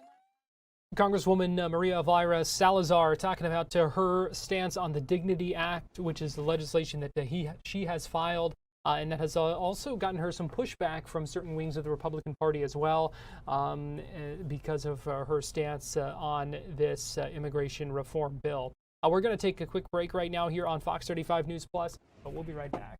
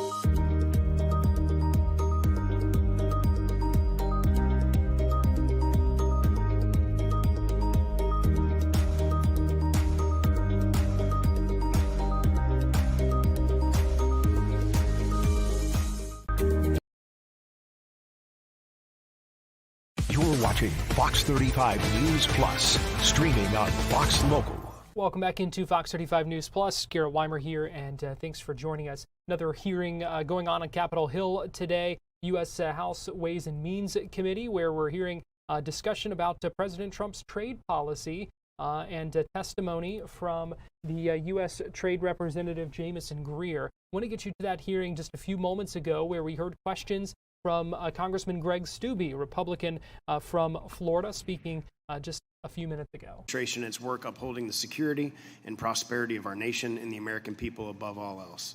Looking ahead, Congress must continue emboldening the work of the administration, putting America first, and unapologetically provide any and all authorities that are necessary to protect the American economy from unfair trade practices. We must uphold the sovereignty, resilience, and security of the industries that allow our economy to prosper. This means utilizing all the tools at our disposal so that American industries can compete against our adversaries that seek to dismantle the economic security of our country. It's this forward-looking approach that the Trump administration advances in every negotiation and enforcement action to ensure that the strength of our economy is not only restored, but sustained for generations to come. First, I'd like to talk about specialty crops, especially in the state that I represent in Florida. Many agriculture producers in the great state of Florida have been undercut and lost market access due to the sudden surges of Mexican specialty crop imports during peak harvest seasons.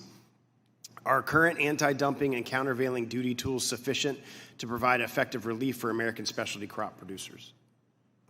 I think the current trade remedies you're talking about, they can be challenging. I think there might be a case pending right now, but I've seen them attempted to be used before, and sometimes it's challenging to get the best data because a lot of our farmers are small farmers and they can't always represent themselves very effectively in Washington.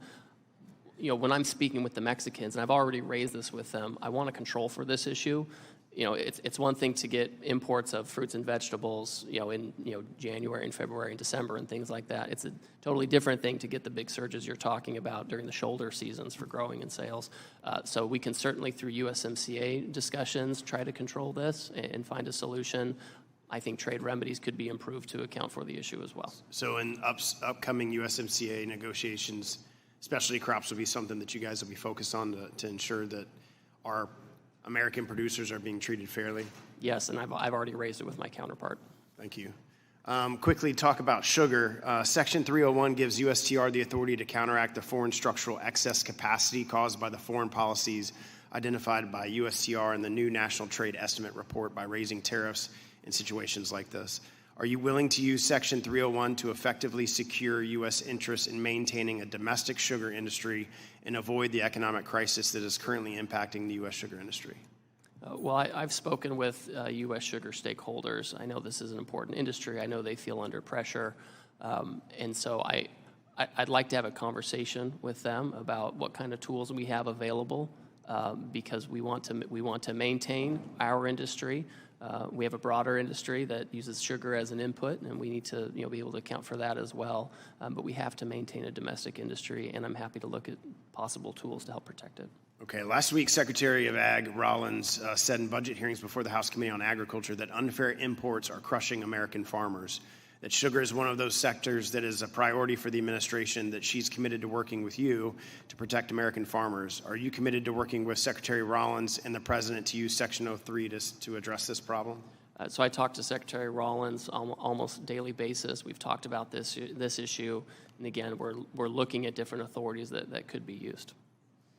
Trade policy should reflect not only economic interests, but also national security and ideological alignment. Strengthening relationships with allies who share American values is essential to reducing reliance on adversarial nations. How can we ensure that our trade policies prioritize and strengthen our relationships with strategic allies who share American values and are willing to join us in enacting common policies to counteract adversaries? Well, I think that we need to make sure that our trade is optimized for both of these things you talked about, our economic well-being and our national security. So when you look at the President's trade program, you look at the Western Hemisphere, they're kind of in the best situation when it comes to tariffs we've imposed on them and their access to this market. We have trade surpluses with a lot of those countries. As you get closer to places like China and Vietnam, elsewhere, it's not really about do we like them or not, but they do pose a challenge economically. China is its own special threat, and so tariffs naturally are higher on those countries. So I think that we've built the trade policy in a way that the closer you get to America from a geoeconomic, geopolitical position, the better off you are. The closer you get to the other end of the spectrum, the higher tariff is going to be. Thank you for your time. I yield back. It was Congressman Greg Steube, Republican from Florida, speaking in that trade policy hearing, having some chance to ask some questions of the trade representative, Jamison Greer. That hearing is continuing live right now on Capitol Hill. We'll keep an eye on that and bring you anything else that's of note. Right now, we are going to go ahead and take a quick...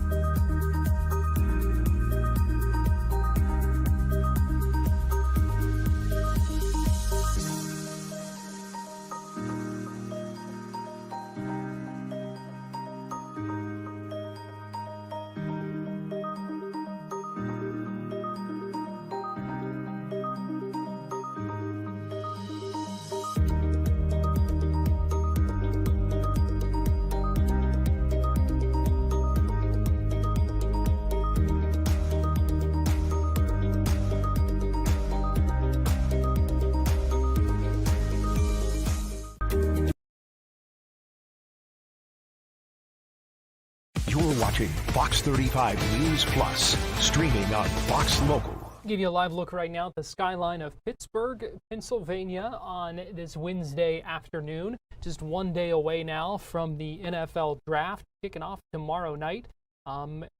Just outside Acrisure Stadium, the home of the Pittsburgh Steelers. So all the eyes of NFL and football fans will be on that city coming up starting tomorrow and heading into the weekend. And as we get closer to the NFL draft, we continue with our team-by-team breakdowns, looking at Florida's NFL teams and what they need to target in that upcoming draft. And so today we're taking a look at the Tampa Bay Buccaneers, a team that's coming off a rough season, missing the playoffs for the first time in several years, losing some big players in the offseason, and now quite a bit of work to be done to gear up for this upcoming season. And so earlier today, I had the chance to speak with J.P. Peterson, host of the J.P. Peterson Show on FanStream Sports, who talked with us about what the Tampa Bay Buccaneers' biggest needs are in this upcoming draft. JP, it's always a fun time to be talking about the NFL draft. Talk to us about kind of where things stand for the Bucs heading into this draft, some of the things that you expect them to address and that kind of thing.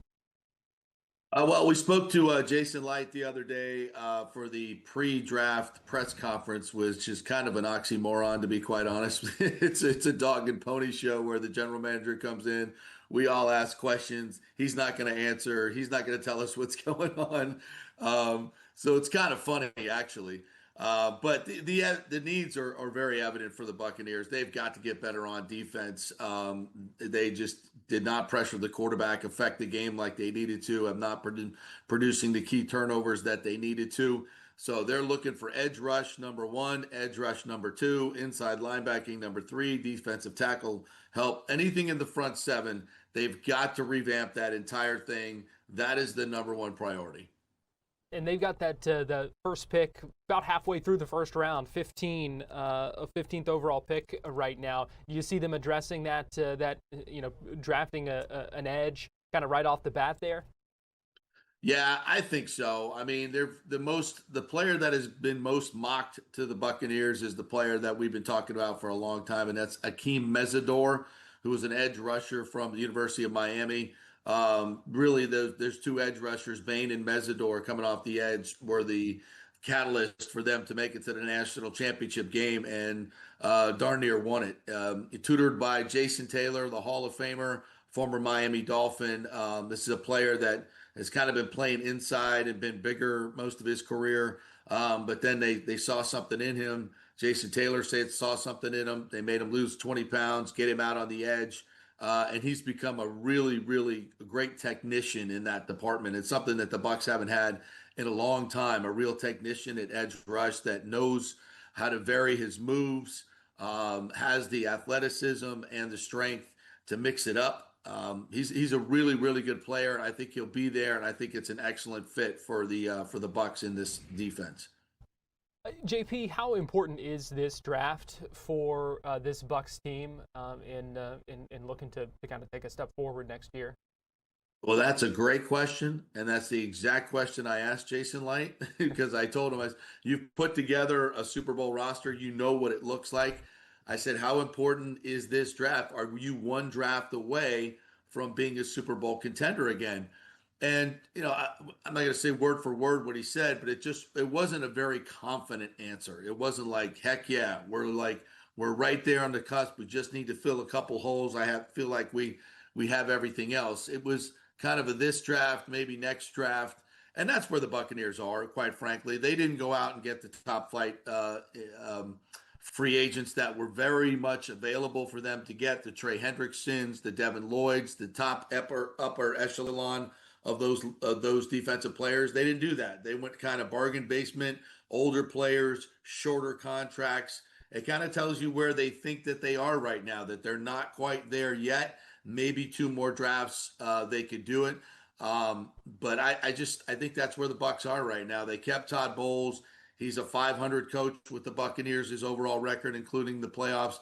They've just been kind of middle of the pack. They've got the 15th pick this year, and they're just kind of in that middling part. They've won division titles, but their record overall is not that great. So I think this draft is really, really important, but I don't think they're one draft away from being a Super Bowl roster right now. And when we talk about some of the holes they had, last year, obviously, in missing the playoffs, and then some key departures in the offseason already, losing, Mike Evans, Levante David, just some mainstays for this team. So, like you said, just doesn't seem like this offseason is enough to kind of fix all that. Yeah, I think you're right. Those are two huge losses in the leadership department. And it says something about your organization when an iconic player like Mike Evans, who's got some room left and a little bit more tread on the tires than maybe Levante had, decides to up and move across the country for a lot less money because he doesn't want to play here anymore. He wanted to be a Buck for life, and that changed. And I think it's his perception of where the organization is right now. Like I just said, they're not at that upper echelon where he feels the 49ers are. That says a lot about your organization, in my opinion. Now, all that being said, I think the Bucs have a lot of positives moving forward as well. I think they have a top 10, top 12 quarterback. He's a fantastic leader. Love Baker Mayfield. He's perfect fit for this team, for this city, for the culture here. They've got maybe top 3 offensive line when they're healthy in the game. That goes a long way to winning football games. It helps your defense. I think the offense is going to return to maybe closer to 28, 30 points a game with Zach Robinson as the new OC. Very much a Liam Cohen clone. So there are some positives here, but they got to fix the defense. And for me, that starts with if they can get Mesidor and Jacob Rodriguez, one of the best inside linebackers in the draft, I think that those would be 2 huge moves to get this defense to where it needs to be. And hopefully they don't have to trade up to get Mesidor. I don't think they will. I think that there's also a feeling that they could even trade back and still get him. He's also been mocked in the early 20s, but I wouldn't do that. If I were Jason Light, I'd stick at 15. If Mesidor is there, don't overthink this. Go get the guy that's going to most affect your team. He's one of the best players on the board at a key need position. Do you see the Bucs, making additional offseason moves, or given where things stand right now, do you think this draft is kind of it? Yeah, I kind of think that. I mean, they had opportunities to go big, with a lot of different things they could have done. They could have traded for Mason Crosby. They could have signed Trey Hendrickson. He wanted to play in Tampa Bay, and they chose not to do it. Those opportunities were there for them. They could have gotten Devin Lloyd, as I mentioned, a higher priced, younger linebacker that was in free agency. They chose the less aggressive way. So I just don't see them, switching around right now in the middle of this and then suddenly start being aggressive on the back end. But you never know. You never know. What's the temperature of the fan base right now, JP? I'd say it's about as hot as Todd Bowles' seat, which the two are very closely connected. Keeping him was not a popular decision in this town by any means. And there's a lot of, I sense a lot of apathy because of it. So, that's what happens when you keep a 500 coach around and other teams are firing coaches that have much better records and have won Super Bowls. You kind of look at the Bucs and go, what are we doing? What are we doing? So I think the fan base is not very energized right now, in my opinion. And so when we tune into the draft starting tomorrow, what are the main things you're going to be watching for? What's the bottom line here? Well, for the Bucs, how many defensive players are coming off the board early? I think it's going to be a heavy defensive draft early. The most impact players in this draft, I think, are defensive players. So I'll be looking for that, and what the other teams in the division will be doing. I think the Panthers got much better in free agency. I think the Saints, have a little mojo going. The Falcons are a mess. I don't know nobody knows what they're doing. So there's still an opportunity in this really bad division to get to the playoffs, and that's always there for you. So we'll be watching what the other teams do, but to me, I'm just looking at the Bucs and how they're going to fill these holes, and if they're going to trade back, that's what I'll be looking for. Well, JP Peterson, host of the JP Peterson Show, FanStream Sports. Always good talking with you. We appreciate you joining us. Garrett, thanks, man. Anytime. Give you another live look right now. Pittsburgh, Pennsylvania, ahead of the first round of the draft. That is Thursday night. That's tomorrow. rounds 2 and 3 on Friday, and then 4 through 7 on Saturday. We're going to take a break right now here on Fox 35 News Plus, and we'll be right back.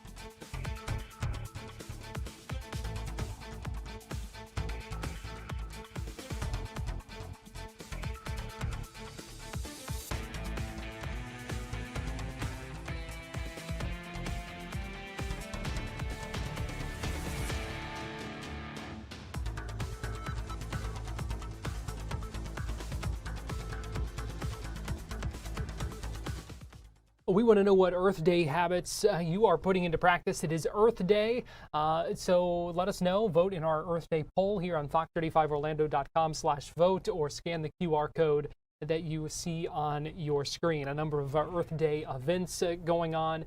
We know there is a big one going on this weekend in downtown Orlando at Lake Eola Park, the 21st annual Central Florida Earth Day. Going on Saturday from 10 a.m. to 6 p.m. Fox 35's Reina Nieves had the chance to speak with the lead organizer of that celebration to talk with us about what we can expect and why they think this is so important. I'm speaking with Vanya. She is on the board of directors with the Central Florida Earth Day organization. So if you want to tell me a little bit about the organization and how you're involved. Yes, absolutely. So I have been on the board for a number of years at this point, and it is the event is put on by the Vegetarians of Central Florida, and it is the longest and largest Earth Day in the Central Florida history. So it is a fun event for the entire family.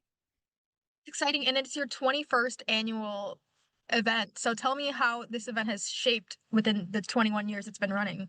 I mean, 21 years, it's a full grown adult, right? We're ready to vote at this point and go drinking. So it has evolved tremendously. I mean, we have grown so much, and we have upwards of 200 vendors at this point. So I feel like every year we add more and more vendors, more and more things to do. And we not only just do Earth Day, we also do another event, Veg Fest, which happens 6 months later. So both events have grown tremendously over the last 21 years, actually. Oh, that's great to hear. Now, this event isn't just about, partying and celebrating Earth Day. You guys have like real changes happening in the community. So tell me a little bit about that. Oh, absolutely. Everybody that comes to this event is an environmentally friendly vendor. So we have so many different things to choose from just eating vegan food, which is making a difference with what you put on your plate, to environmentally friendly approaches to recycling, to buying your clothes, to just your day-to-day living. So there's so many different organizations that can completely change your life from the smallest little thing to a big thing as well. That's great to hear. I mean, we're talking about like actual changes happening in Orlando. So one of them is the Lake Eola's turning solar powered. Can you tell Yeah. me about that?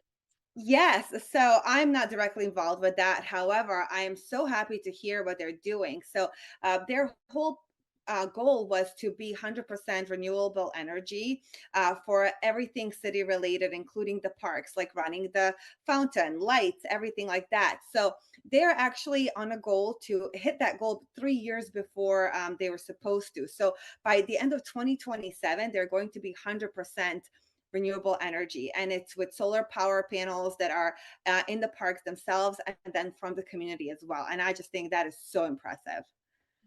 That's impressive to Yeah, like an icon that is so big and associated with Orlando to be so like absolutely. totally friendly, like Yeah, energy and friendly. absolutely. And I don't know if you went to Lake Eola during the holiday lights, but all of those lights were solar powered. Wow, that's so Yeah, interesting. I know. Puts a It's different very, perspective. yes, absolutely. So see, we can all make a difference. We think that we're small and insignificant, but every person makes a difference. That's so great to hear. Tell me about like the event's turnout. How successful has it been? The event has been getting bigger and bigger. And I think the reason for that is because it is such a fun event.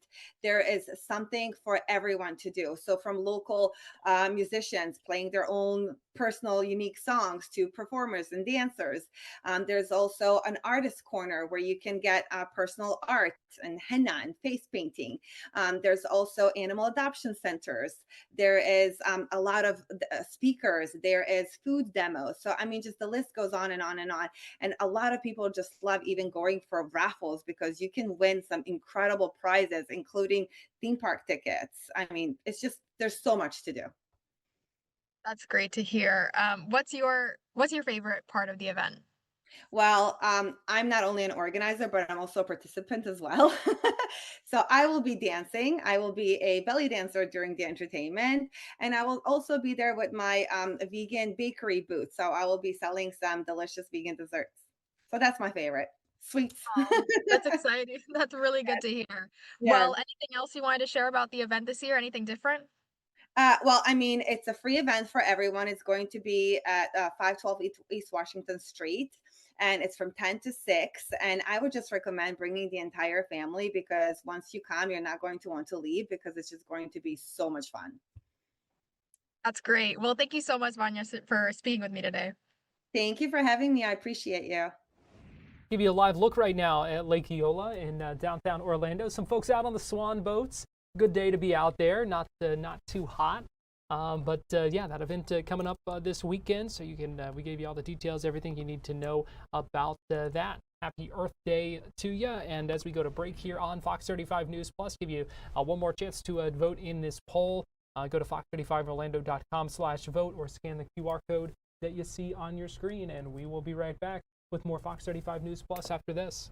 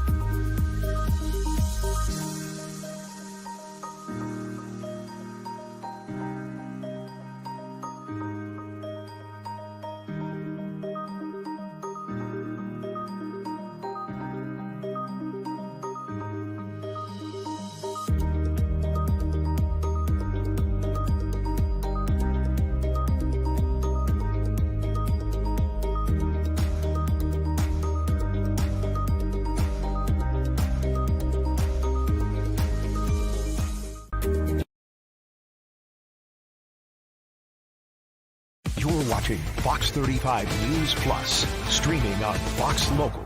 Welcome back into Fox 35 News Plus. Garrett Weimer here, and I want to give you a live look right now in Jacksonville, where we are waiting for a news conference from Governor Ron DeSantis, scheduled for 2 o'clock. We don't know what exactly he's going to be talking about. You see the American flags and the flag of the state of Florida there in the background. This news conference, again, scheduled for around 2 o'clock.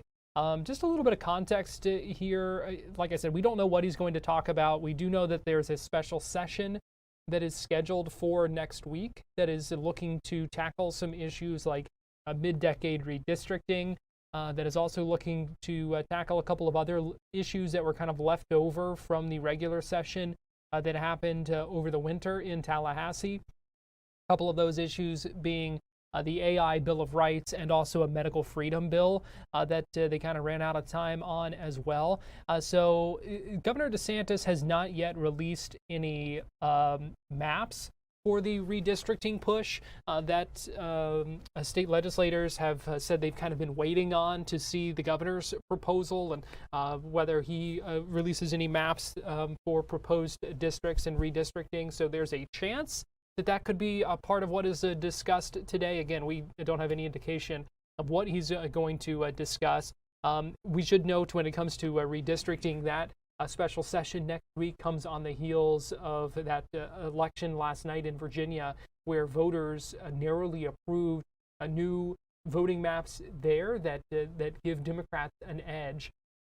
Part of this back and forth between Republican states, Democratic states, about redistricting, and part of what President Trump had kind of been pushing for, trying to give Republicans an edge in the midterm elections coming up this fall that could end up backfiring in some way. So we'll see what Florida's role is in all of this. We heard some strong words earlier today from Hakeem Jeffries, the Democratic minority leader, speaking at a news conference about what happened in Virginia, and said we are all in Florida. They are, Democrats, he said, are going to be waging war if they need to when it comes to those redistricting battles across the state, essentially saying they're not going to stand for additional efforts, and said they will target additional seats of who they believe might be vulnerable Republican members of Congress here in the state of Florida if they move forward with that. So we'll be watching all that closely. But again, that special session is scheduled to start on Tuesday, the 28th in Tallahassee. We'll have much more coverage of that. And we will bring you Governor DeSantis' news conference coming up in just a little bit live when that does begin. Again, scheduled for the top of the hour in Jacksonville. So we will see once that actually gets underway. We've got a number of other things that we'll check in on as well in that 2 o'clock hour right here on Fox Local, YouTube, and Facebook as we transition into our hour of Florida Live that also simulcasts on Fox 35 TV. Let me also give you a live look inside the courtroom in Tampa, where the trial for 4 defendants who are facing charges in the death of Jacksonville rapper Julio Fulio are getting ready to are facing trial. So opening statements began this morning after a couple of weeks of jury selection. There are 4 defendants: Sean Gathright, Rashad Murphy, Davion Murphy, and Isaiah Chance, who are on trial. They are being tried together in this trial. There were some pushes to try to get them tried separately, but they are all being tried at the same time in this murder case, accused of ambushing the Jacksonville rapper Julio Fulio in Tampa back in 2024. We heard opening statements earlier from the prosecution, and then they took a lunch break, and so it looks like getting ready to return. We are waiting for the judge and then any preliminary things that need to be done before the jury is brought back in, and then that the trial will continue this afternoon. So we've been keeping a close eye on developments in this. We will continue to, and maybe even listen back in coming up a little bit later as well as we monitor that trial in a high-profile case that we've been watching the past couple of years out of the Tampa area. So that going to be coming up here in just a few minutes when that trial gets back underway. I also want to bring your attention to another news conference on Capitol Hill. This one was actually yesterday afternoon, but we just were able to kind of get some video of this. This was a number of victims of violence, survivors of violence, who gathered alongside a number of lawmakers, members of Congress, to talk about lives that were taken too soon because of gun violence. This is part of a 30 Under 30 special edition magazine from Change the Ref. Change the Ref is an organization that was founded by a couple Florida parents who lost a child in the shooting in Parkland at Marjorie Stoneman Douglas High School. So they started this organization, and this is a magazine that is sharing some personal stories about those those lives who were taken too soon, putting faces and names alongside the statistic of gun violence. And so I want to play for you a little bit. You're going to hear from first from Jackie Corin, who is a survivor herself of that Parkland shooting. You're going to hear from Congressman Maxwell Frost, Democrat from Florida, who spoke at this news conference. You're also going to hear from Myra Alvear, who is the mother of a victim in the Pulse shooting that happened almost 10 years ago here in Orlando. So here's from this news conference on Capitol Hill. My name is Jackie Corin, and like Patricia said, I'm a survivor of the Parkland shooting and now serve as executive director of March for Our Lives. And what you just witnessed earlier with that moment of silence was deliberate. It's a way to strip the issue of gun violence down to its most basic truth. Beyond the policy, debates, and headlines, there's something behind this that brings us all together, which is people.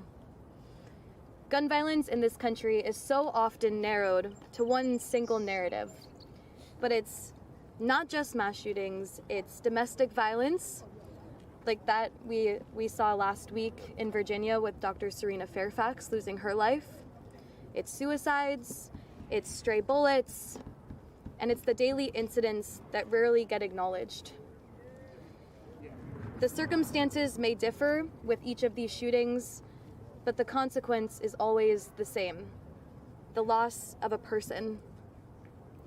And this 30 Under 30 initiative is intended to commemorate those lives, the lives of the 30 individuals featured in the magazine, but it's also meant to do something more. The phrase 30 Under 30 is so often tied into ambition and possibility, success.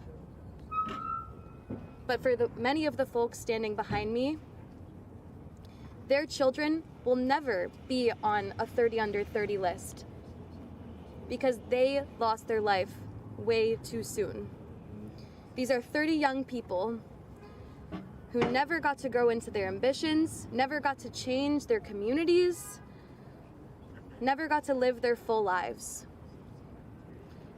And they did not lose that chance by accident. It was taken from them.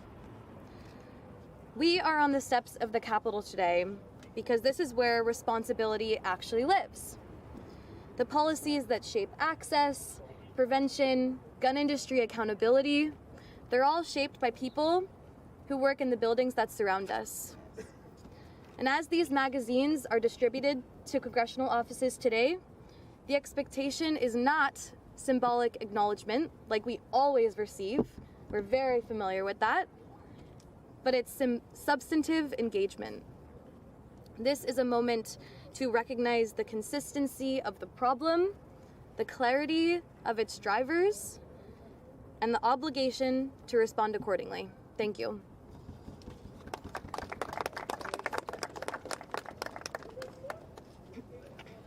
Next, we'll be joined by Congressman Maxwell Frost from Florida's 10th District.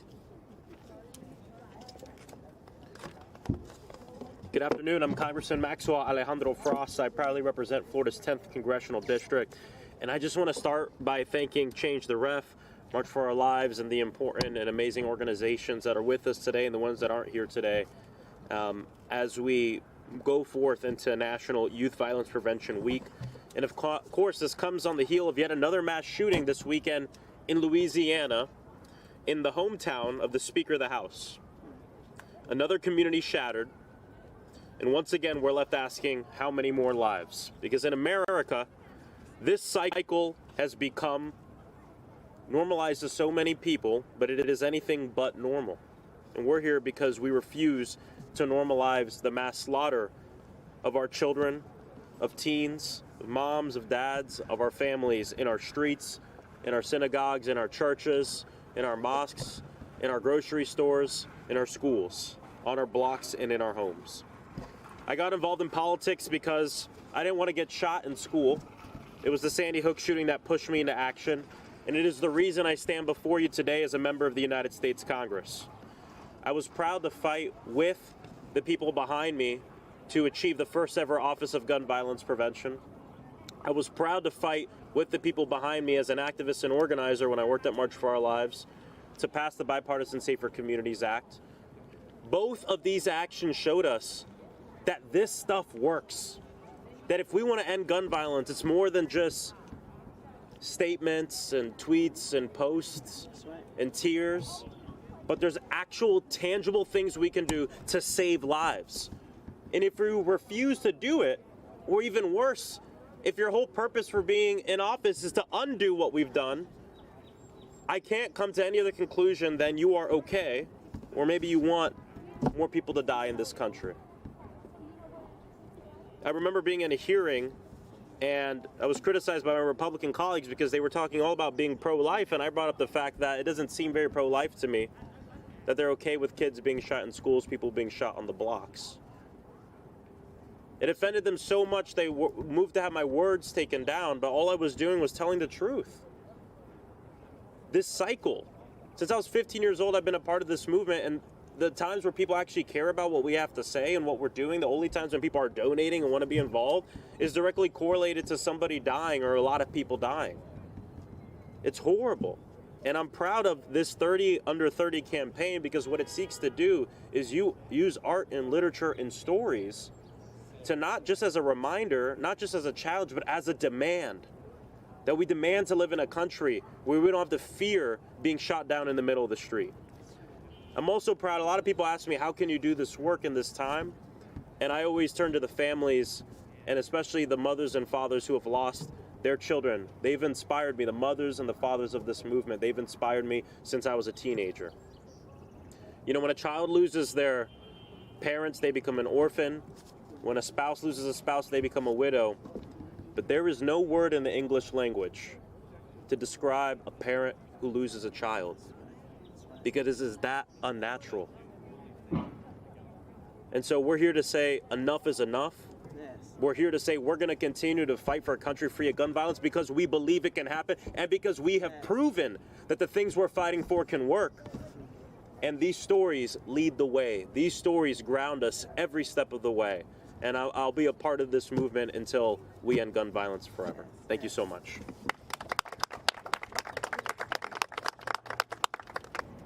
I'm honored to be here today.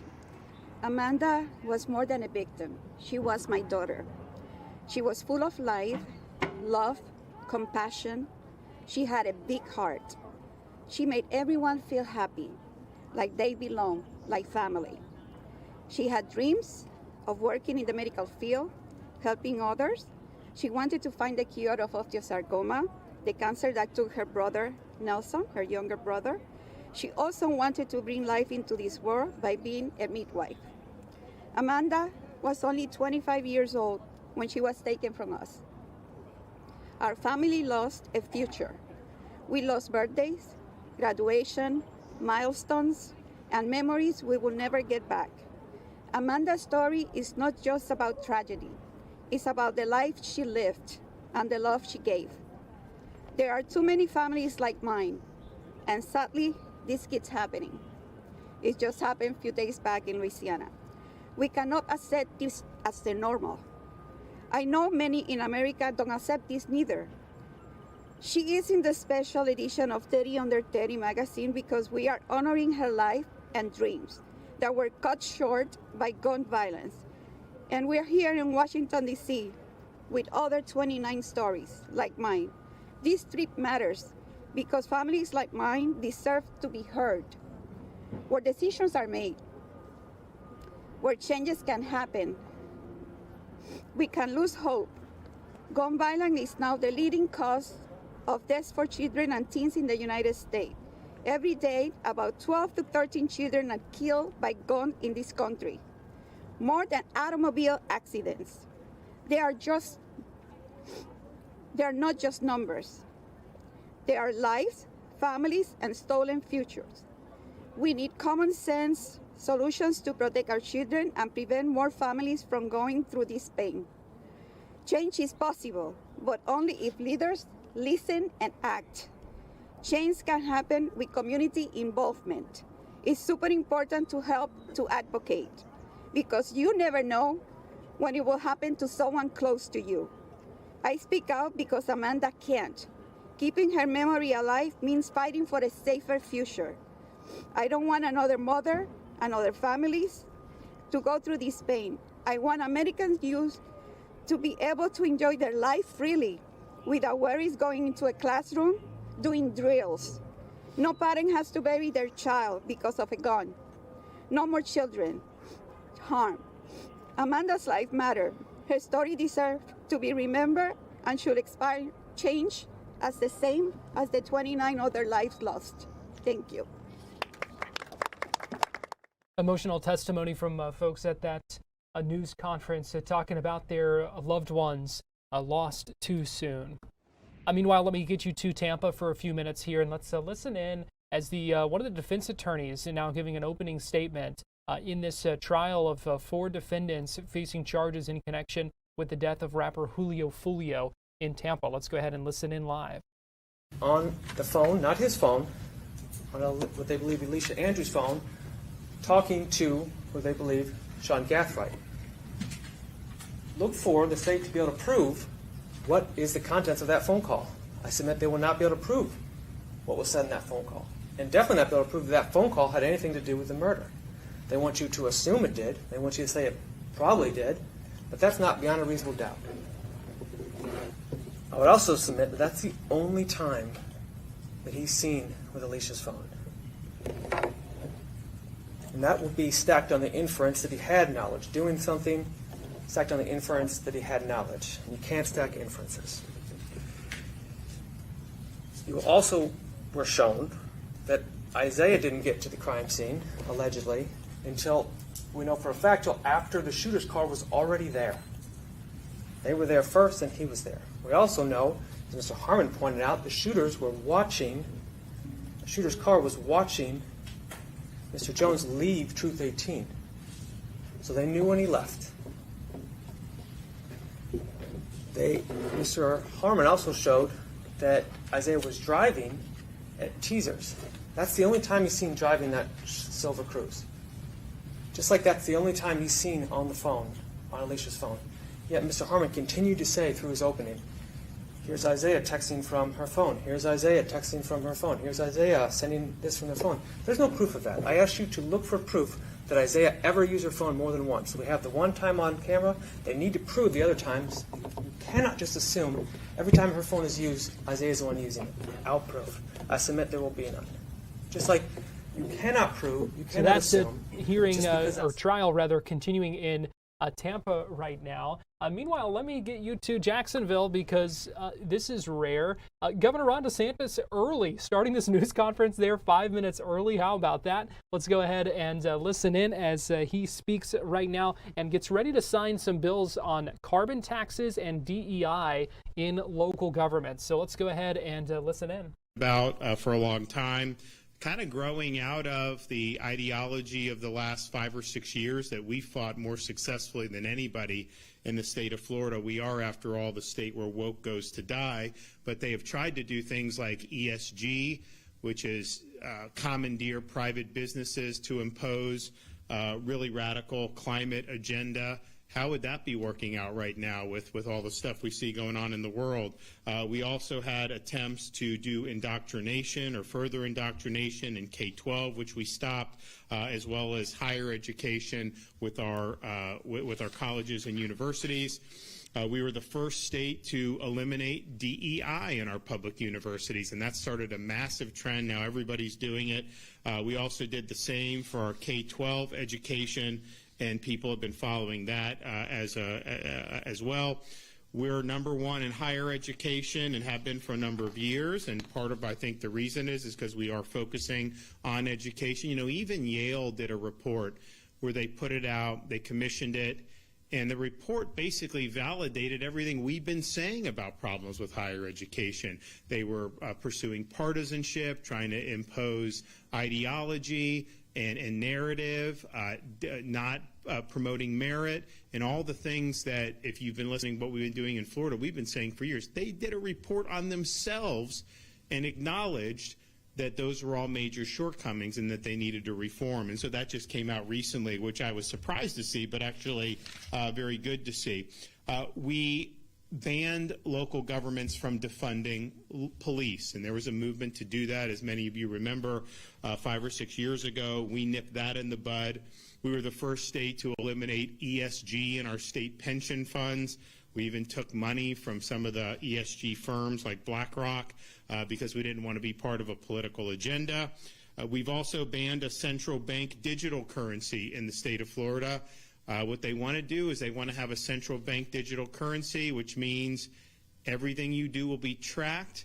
And if they don't want you to make a transaction, they're going to have ability to turn the dial down on you. Oh, you bought ammunition already this month. You don't need any more ammunition. Oh, you bought this, you bought that. So we saw through that very clearly, and we did it. And I know the Trump administration has frowned on a central bank digital currency, unlike Biden, who is trying to do it. We've also made sure that banks and financial institutions are not able to discriminate against people based on either their political views or their spending habits. And so on and on down the line, we've really leaned in on all of these really important issues, which have kind of been flashpoints in our society. I think we take the position of common sense, and where the vast majority of the people are, the people that we've been fighting are more of the people in the higher echelons of society, leaders in the bureaucracy, corporations, all these other things. And they've really had an era where they were trying to impose a lot of this stuff on our society. Some have resisted better than others. None have resisted better than the free state of Florida, which brings us to today, because we've done so much, and I know Clay has been a part of that, and many of the reps here have been a part of that, but there's always more to do.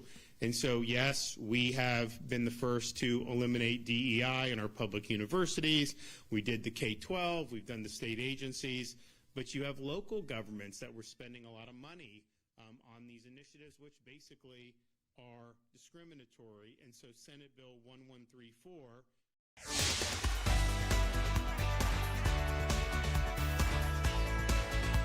Florida Live starts now.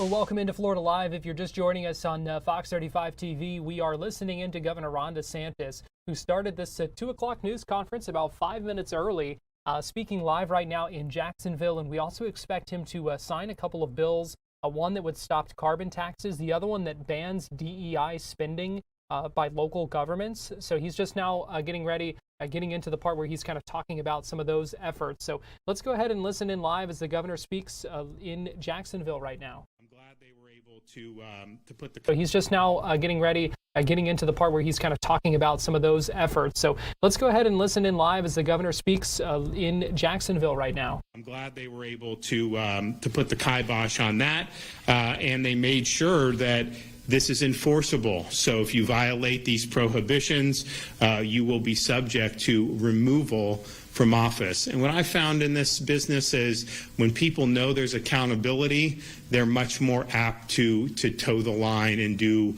what the law requires. If they think they can get away with it, then they're more apt to want a virtue signal and do some of those other things. And so I know Dean Black and Clay worked on that very hard, and I think that was a really big win. It wasn't easy. You know, these things are controversial, but it was certainly the right thing to do in terms of policy.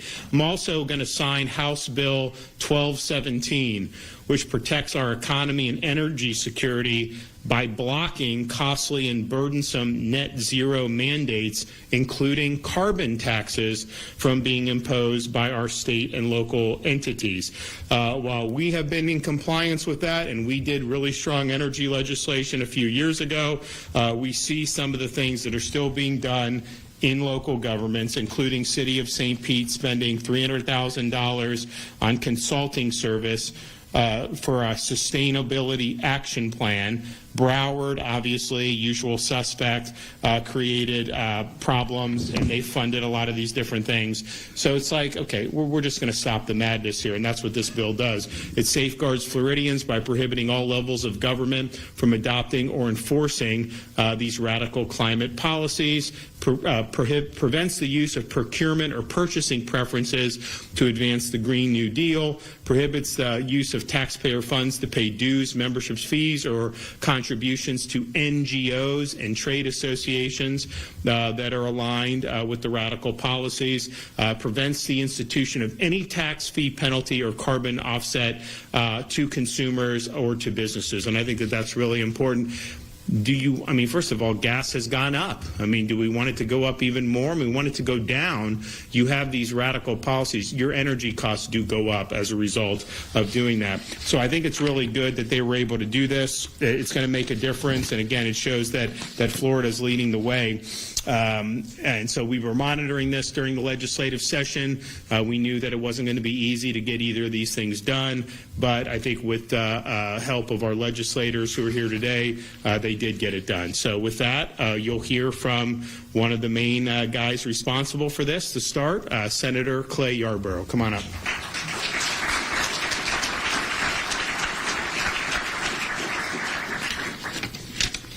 Thank you, Governor.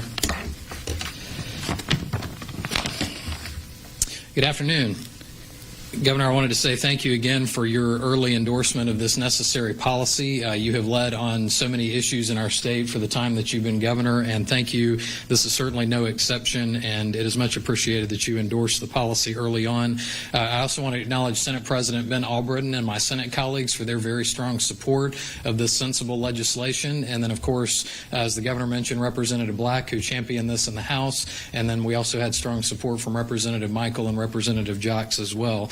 And, we got a lot of criticism. The governor mentioned the controversial nature of the bill, but it was very important. And a lot of folks asked the question, why is this necessary? You're just trying to, do something to put it out there and there's no need. Let me give you a few of the specific examples as to why this bill was necessary. Hillsborough County paid $572,000 for an external contract that included training that taught staff from several departments that their prejudice is outside their control when it comes to race, ethnicity, and gender. So you're basically telling people that they're forced to feel a certain way, they can't help their prejudice, and that they're shackled down and that they can never change. And if we were really talking about things that were promoting equity and fairness and all, you wouldn't promote an idea like that. That promotes division. It doesn't promote equity. Broward County has spent almost $900,000 on DEI training as of fiscal year 2020, which included pushing something called the genderbread person image and concept to promote gender ideology as recent as last year.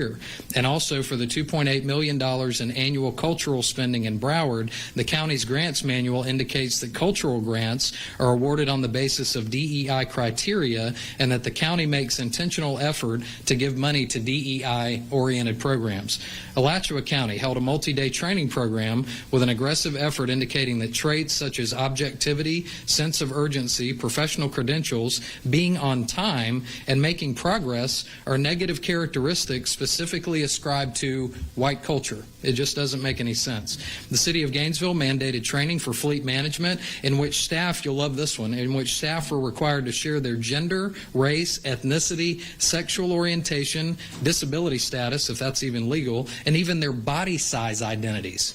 I can't even get my mind wrapped around that one. How does talking about your body size identities at all help you serve the people in the city that you're there to serve? It doesn't make any sense.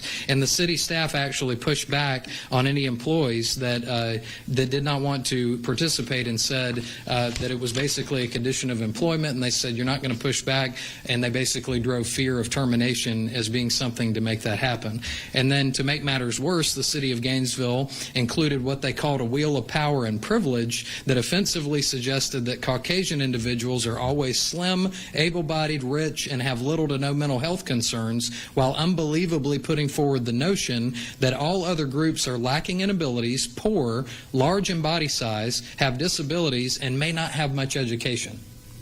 They're literally putting that out and mandating that for their employees in the city of Gainesville. I don't know how you justify that. You can't, but definitely it promotes division and not equity. And so that someone doesn't say, well, you're holding your own city harmless, the city of Jacksonville, the current mayoral administration hired a DEI officer with a six-figure salary, but for some reason changed the title to Chief of Analytics that has no known job description.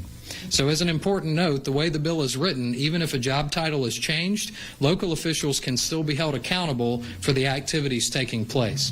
So if counties and cities were not funding and mandating these kinds of things, the bill would not be necessary. And as the governor mentioned, decisions should be based on merit, and if they are not, those making the decisions need to be replaced. And further, many DEI promoters are financially incentivized through local government contracts to continue peddling the notion that the effort will make people more tolerant of differences. But the reality is DEI is undermining merit-based decisions, it's pitting groups against each other, and it provides a lucrative opportunity for those pushing the narrative while growing the financial burden on taxpayers. And again, as the governor mentioned, at a time where families in Florida are struggling to afford gas, to afford groceries, struggling to make ends meet, why are cities spending those hard-earned taxpayer dollars on DEI initiatives that, number one, are wrong, but number two, have failed to deliver on the very claim that they have purported to do and the goal that they have said that they would meet. So the bill is important. It's necessary. Governor, thank you again so much for your leadership and your great partnership on this policy. Thank you. Okay.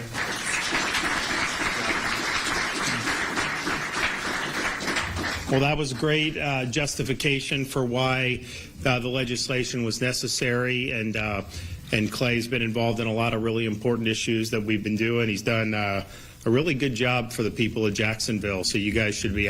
Look, I deal with a lot of these guys. We've got some good. We've got some that are stinkers. It's just the reality of it, right? I'm sorry, and it's Republicans too, sometimes even more than the Democrats. But Clay has gotten a lot done. He works very hard. He's always, pushing for conservative policy, but he also wants to not just, peacock about it. He wants to actually get it done. And I know he's worked very hard on medical freedom with us, which the Senate passed and is going to be up next week. And his wife's very big in Meta. Is she here today? Where is she? No? Okay. She's amazing on medical freedom. And I know he's going to stay in line on that because she'll make sure he stays in line. But it's just, those are something that's very important, and a lot of people want to see that done. A lot of people want to see action, and so that's really what it's all about. You got to get to this point where this stuff's getting signed into law. Otherwise, who cares? Who cares how many likes you get on social media or whatever press release you put out?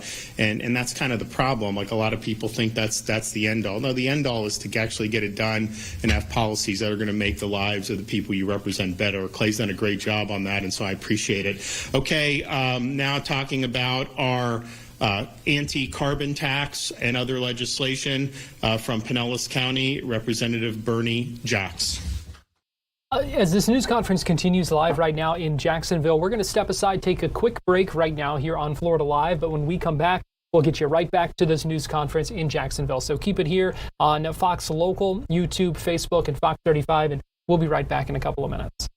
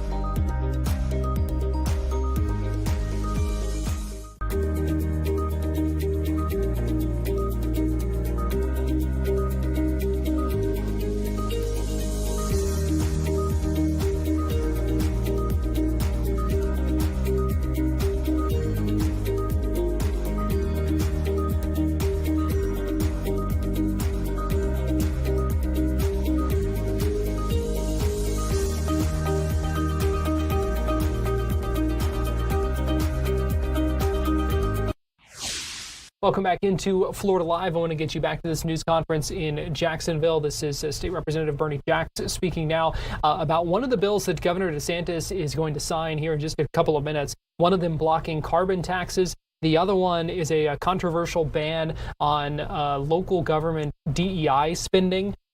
If you've been with us on our live streaming coverage, especially during the legislative session in Tallahassee, there was a lot of debate on that bill particularly. And so let's go ahead and listen in as this news conference continues. I believe Governor DeSantis about to sign those bills here shortly. In fact, he's going to do that now. So let's go ahead and open up the audio, watch as he signs that, and then we also expect him to take some questions. So let's get you live in Jacksonville right now. Okay.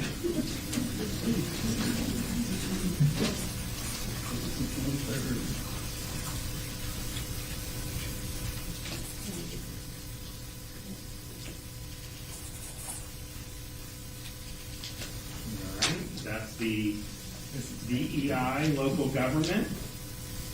And here is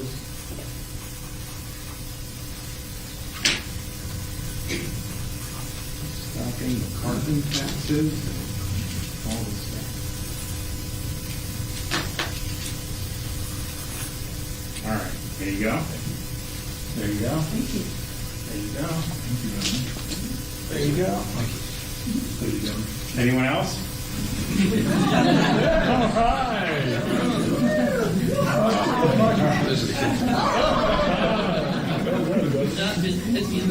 All right. That's that baseball arm. There we go.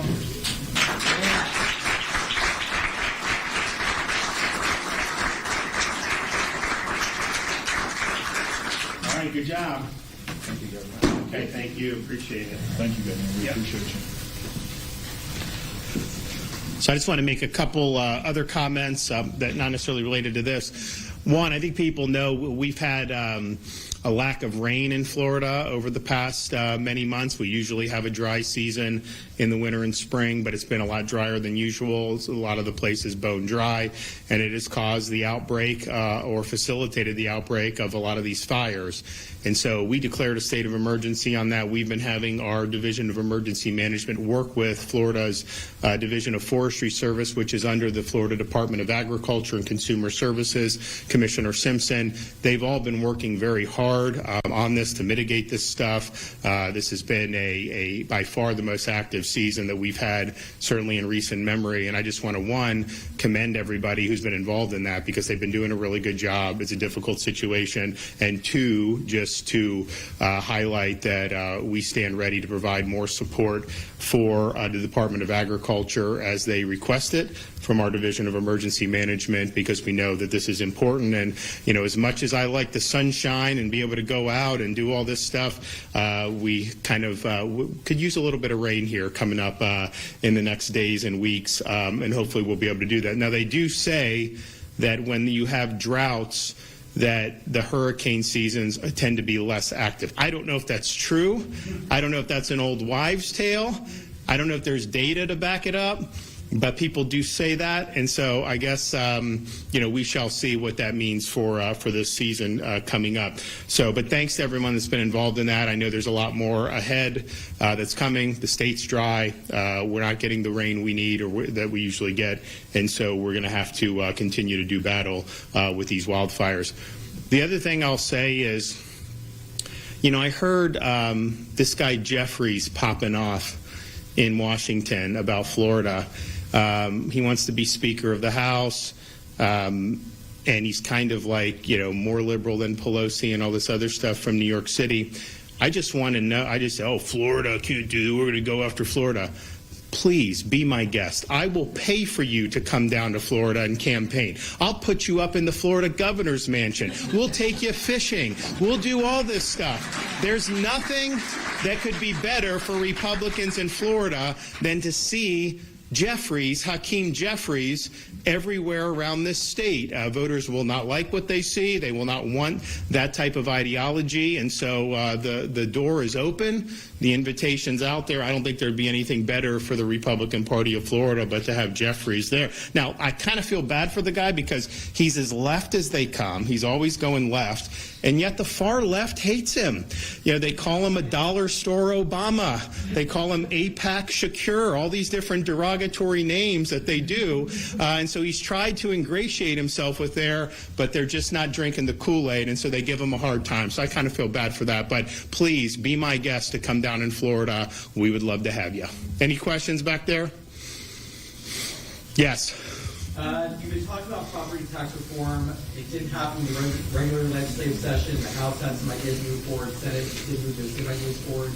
Do you think that's going to get done during a special? A special, not this coming one, but a. Yes, it will.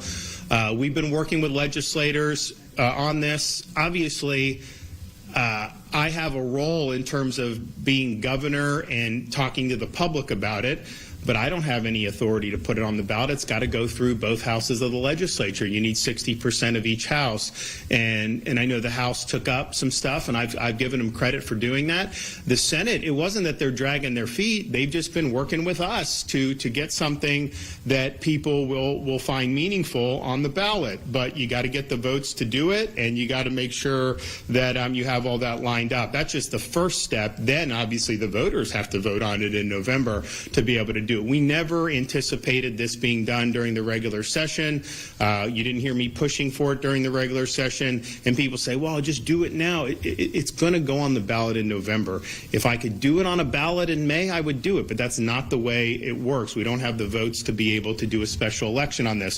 So you're going to have to do it in November. And I think it's the most meaningful thing we can do to give people relief, particularly if you look at groceries. I don't know what gas is going to be 6 months from now, but I know we liked it a lot better when it was $2.80 than when it was $4, right? And so we don't know.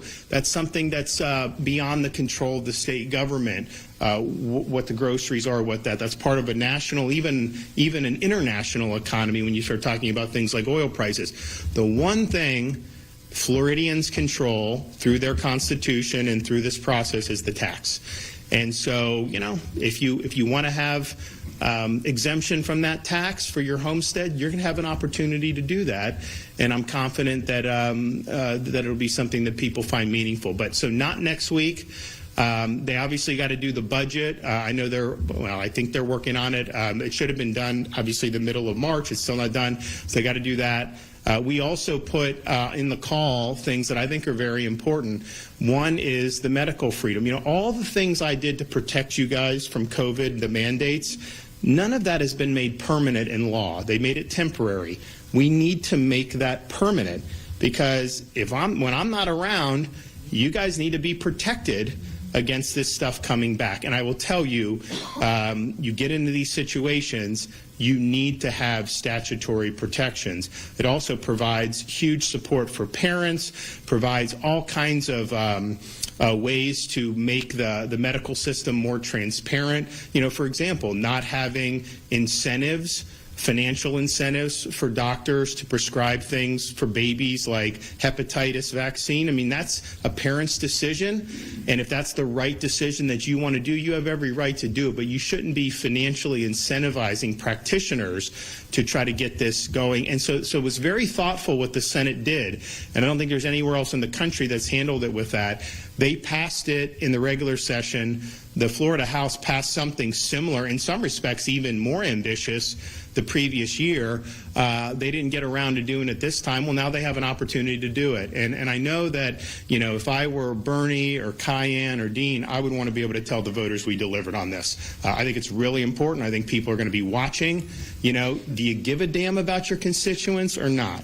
And none of this kabuki theater where one house passes it one year, the others do it now. Oh, we don't have time. No, you have time. You have an ability to do it, and so we have an opportunity to get that done. The other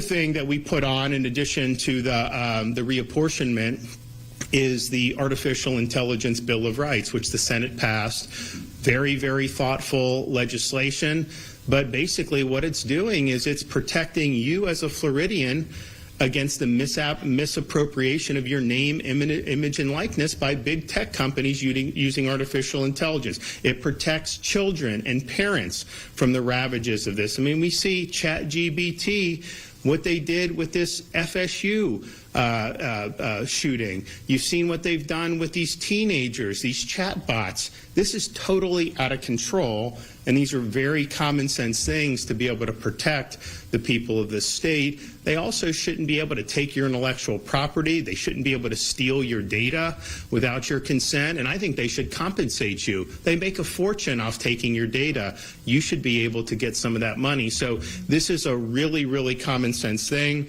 I can't tell you, I've not met a single person that looks at this that isn't in favor of it.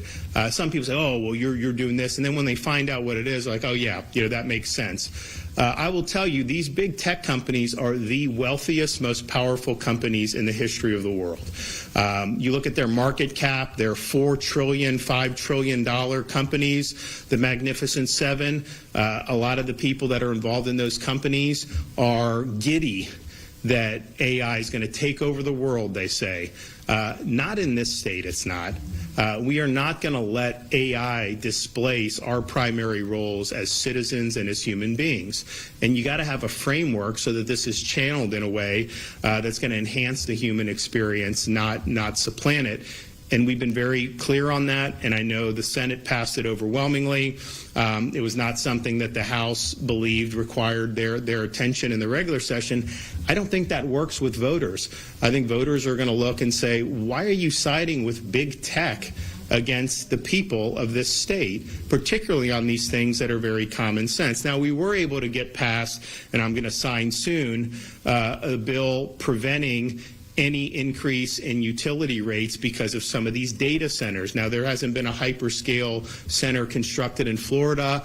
There was a city in Fort Meade in Polk County. They approved it even though the people didn't want it.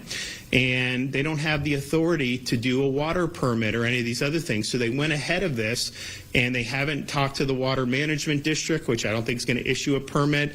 They haven't talked to some of the environmental stuff. But these are massive, massive centers. The one that Meta wants to do in Louisiana is the size of Manhattan. And I think people look at that in Florida and they're like, is that what we want our land gobbled up for, to be able to do that? We certainly are not going to allow them impose costs on Floridians. So it was a strong consumer protection bill, not as strong as I had hoped. It did get watered down a little bit, but it will prevent any increase in power costs from being passed on to consumers. And, you look over the last 5 or 6 years, nationwide, that's been one of the things that's gone up the most, has been power costs for consumers. And part of it's the data centers, I think, in some of these other states, but part of it's just a general inflation. So we're not going to let these massive companies impose costs on people. I think there's more you need to do on that issue, don't get me wrong, but that's a pretty strong first step, and so I'll sign that into law coming up very soon. So that's another issue in terms of AI that is going to be in front of the legislature next week. And I know the Senate is going to move those bills again. They've already passed it, but I think it's really important to get those across the finish line and make sure that you're standing with the people and not standing with with big tech or some of these other interests. Yes. As a small business owner in the construction industry, my question is, what specific incentives are being put in place to ensure small local contractors can compete against large firms for state-funded projects? So the question's about, I guess, procurement of state projects. How can smaller companies compete? This is a news conference continuing right now in Jacksonville. We're going to step aside, take a quick break as the governor continues to take questions right now. We'll be right back after this.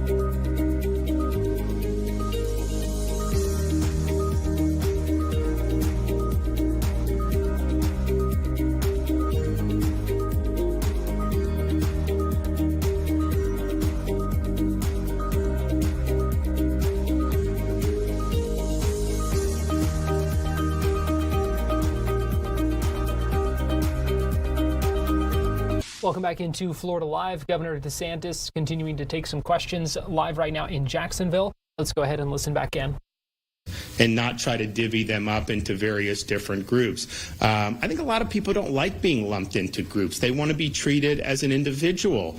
They want to let their talent take them. And look, if there's barriers to that in terms of discrimination, I think that we should continue to have policies that ensure an even playing field or equal opportunity for people. But that is not the same as trying to socially engineer certain outcomes to the detriment of groups that some of the intellectual elite disfavor. And that has obviously been the case of how this has been practiced for many, many years. And even before DEI, you saw a lot of this being done. So what this does is says, we're not getting involved in that. That's not appropriate. And we're going to do merit-based. And our universities, by upholding merit, I think have been much better off than getting into the milieu that you saw in some of these places like Columbia University, some of these others around the country. So Florida's doing it right. It's not easy to when you're steering the ship, choppy waters. You gotta really work hard to make sure it's going the right direction. But no one's done a better job than we have, and we've obviously had great support from folks that are here in this room, and Clay and Dean and Bernie and Cayenne. They deserve a lot of credit as well. Okay, everybody, thank you. Governor DeSantis wrapping up that news conference in Jacksonville, where he signed a couple of bills, including the bill that, is now law, that bans local governments from spending on DEI efforts, diversity, equity, and inclusion. That was a bill that got a lot of attention during the legislative session. Both houses passed it, and then the governor just signing that into law. He was also answered a couple of questions about other things that are happening and going to be happening. We know the special session next week and some of the topics that are going to be coming up for discussion, including redistricting. We should note that the last night, voters in Virginia narrowly approved some new voting maps, new districts that give an edge and potentially a big boost to Democrats ahead of the midterm elections, changing some of the layout of the districts, the congressional districts in that Commonwealth. Part of a larger effort where Democrats have been they have been pushing back against efforts that were initially advocated by President Trump to do redistricting in a number of states. To try to aid Republicans in their midterm election efforts. You heard the words from Governor DeSantis saying, "Be my guest, Hakeem Jeffries," referencing the Democratic leader of the House who spoke at a news conference earlier, talking about what Florida is doing and wanting, saying that they would target several more seats that are currently held by Republicans in Florida if the state moves forward with redistricting here. So a strong response from Governor DeSantis to some comments made initially this morning by Hakeem Jeffries, where he had words of warning for Republicans in Florida if they move forward with the redistricting effort. Here is what Hakeem Jeffries said earlier today as this back and forth continues this afternoon. Our message to Florida Republicans is F around and find out. If they go down the road of a DeSantis dummy mander, the Florida Republicans are going to find themselves in the same situation as Texas Republicans, who are on the run right now. And under no circumstances are Texas Republicans picking up 5 seats. They'll be fortunate if they get 2 or 3. While in California, we are going to get all 5. The Republicans are dummy mandering their way into the minority before a single vote is cast, because they started this war and we're going to finish it. The electoral tide is turning in Florida. As Chairwoman Del Bene illustrated, we won the Miami mayor's race in December for the first time in almost 30 years by 20 points. And now Eileen Higgins is mayor in a city that's 75% Latino, including Cuban Americans and Venezuelan Americans, amongst some of the more conservative members of the Latino community in the nation. but the city of Miami, for the first time in 3 decades, broke heavily in our direction. We flipped the seat in Mar-a-Lago, of all places, when Donald Trump endorsed the Republican candidate and Republicans went all in. And we also won a seat in that same special election last month in Central Texas, in the Tampa Bay area. The signs are there, which is why there are many Republicans within the congressional delegation who have already publicly said in Florida to their governor and to the White House, it would be a mistake to go into Florida and do a DeSantis dummy mander. We agree, but go ahead and make our day. We are all in Florida. And it's Republicans who are putting a target on the backs of their own members politically at this moment in time. So those were the initial comments from Hakeem Jeffries earlier today, just for context, so you know what Governor Ron DeSantis was responding to in that news conference just a few minutes ago. We're going to take a quick break right now here on Florida Live. We still have more to get to, so keep it right here on Fox Local, YouTube, Facebook, and Fox 35, and we'll be right back.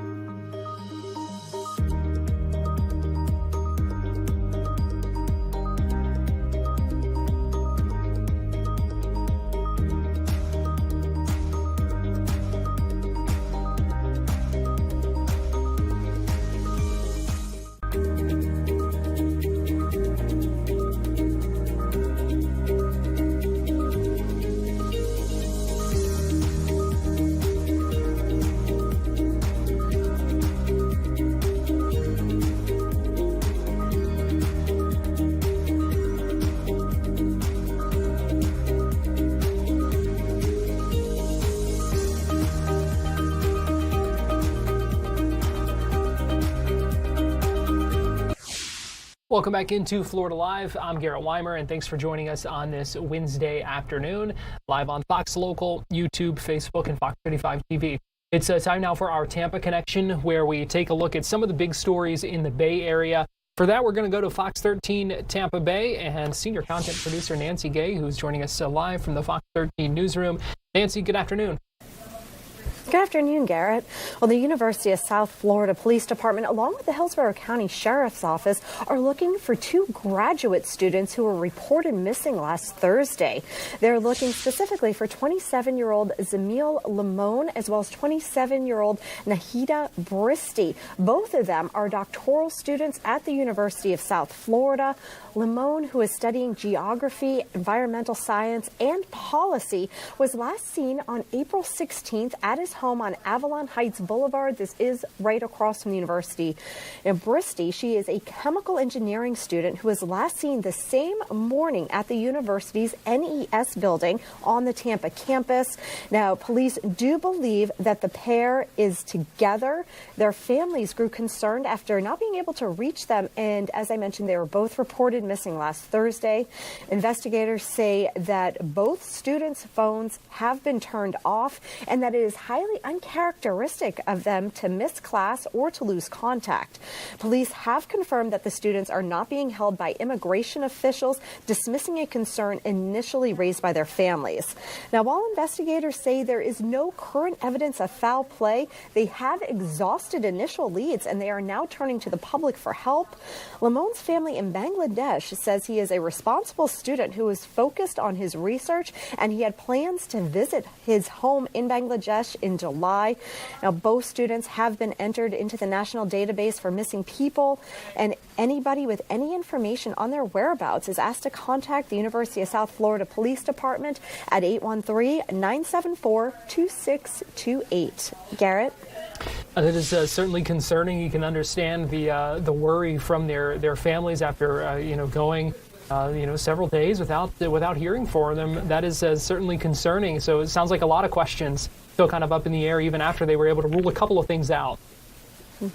Yeah, there are definitely a lot of questions up in the air because everybody that we've spoken to said that these two were very responsible students and it is very unlikely for them to miss class. And keep in mind, they are both doctoral students at the University of South Florida, and finals are coming up, I believe, in a few weeks. So their families are very, very concerned for their safety and concerned to know where they are, because not only is it unusual for them to miss class, but it is also highly unusual for both of them to lose contact with their family members and their friends. Next in our Tampa connection, and an interesting case where a couple's under investigation in St. Pete Beach for something that happened at a commission meeting. What happened here?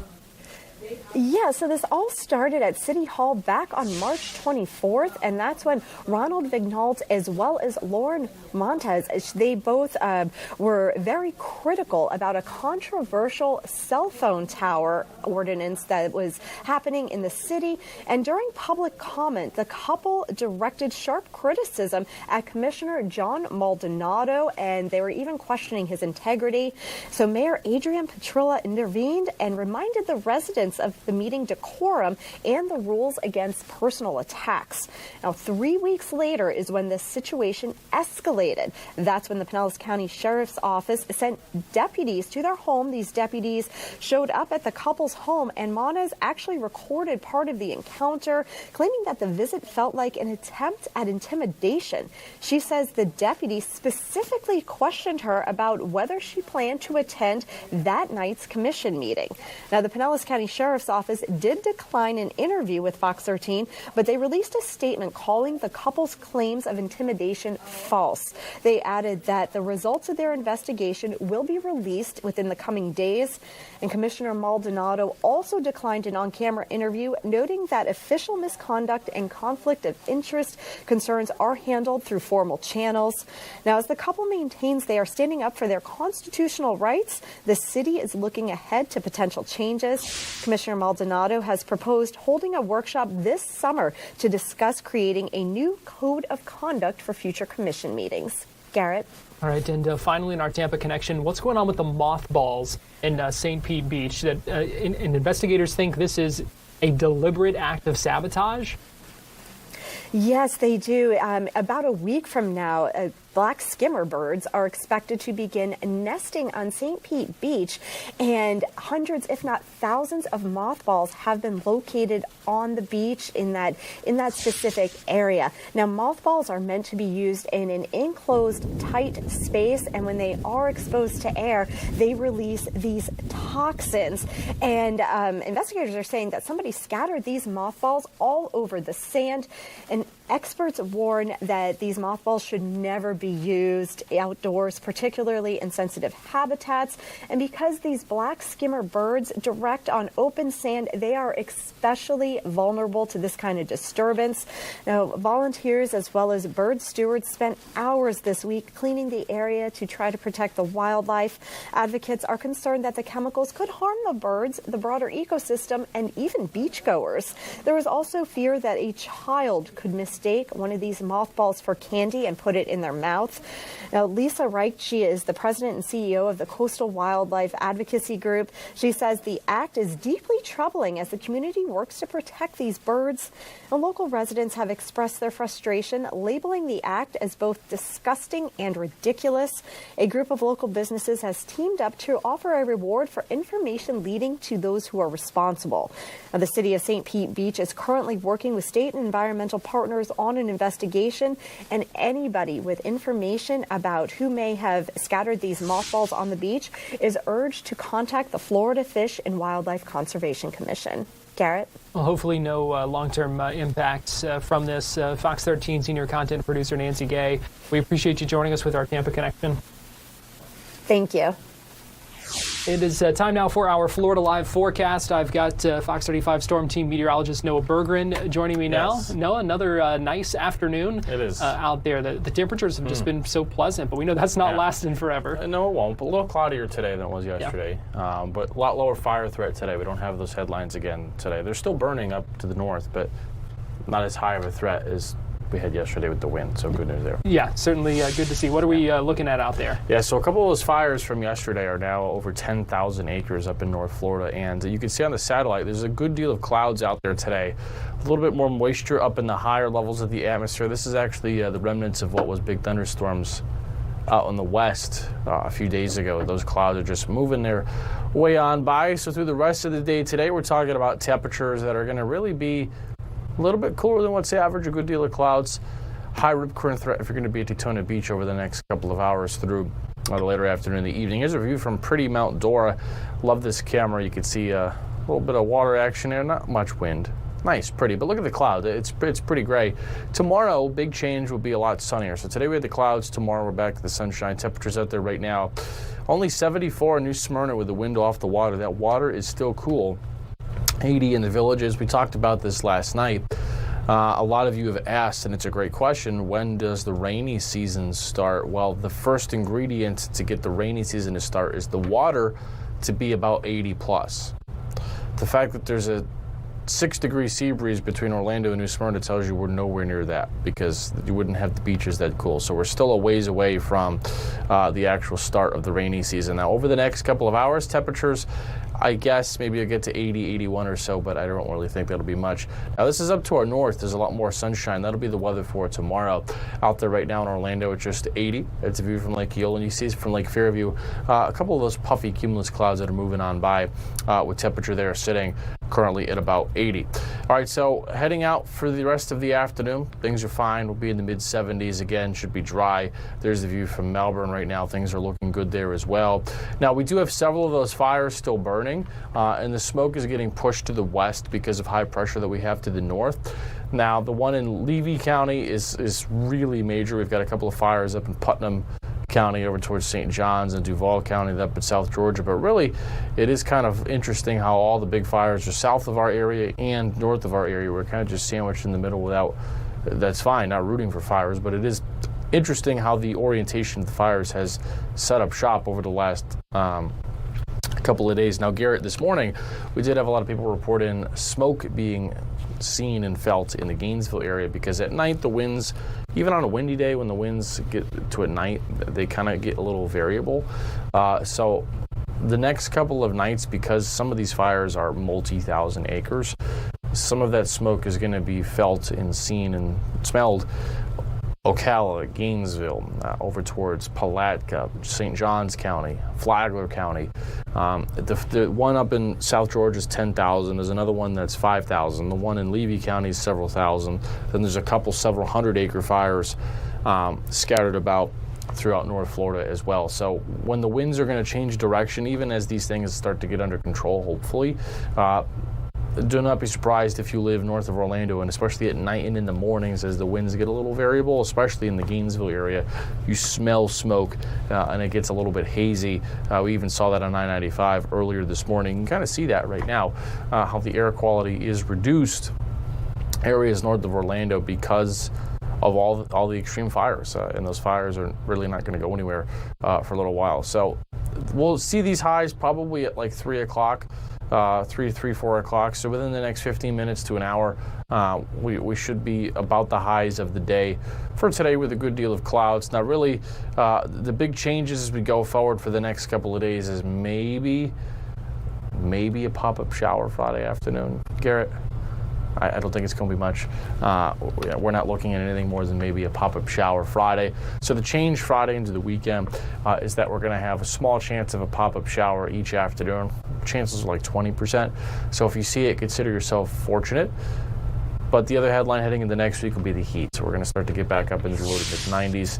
But we need rain. We're weeks away at the earliest from the rainy season. But just statewide, for that drought map that we always show in the weather, that drought monitor, for that to be blank, the whole state would need somewhere between like 12 to 20 inches of rain for perspective. So for that image to have nothing on it, we would need that amount of rain, which we're not getting that from a thunderstorm. Right. That's a process. That's a 6-month process.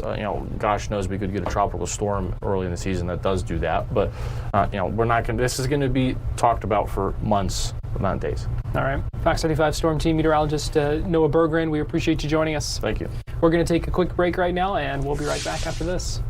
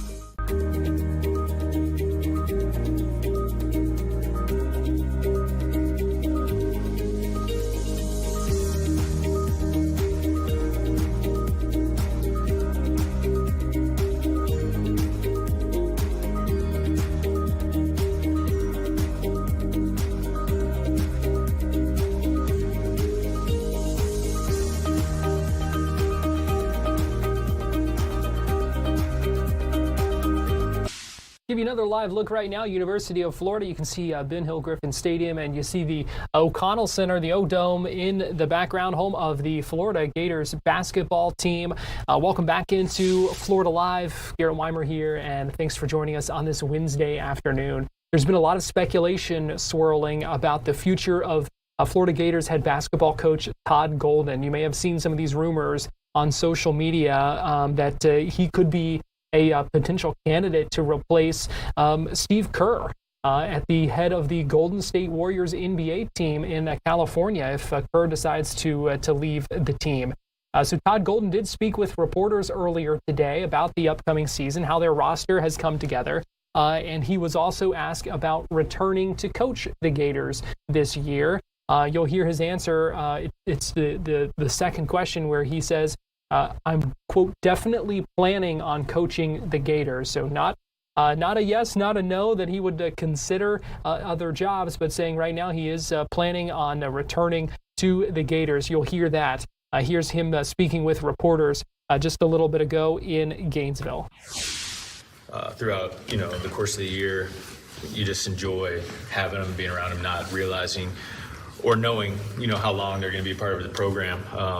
And things happen in mysterious ways. I do think the way our season ended gave us a better chance to get these guys back, just because it didn't really end the way we hoped it did. And now we're here in a position to, obviously Tommy's back for sure, Condo's back for sure, Ruben's going to test.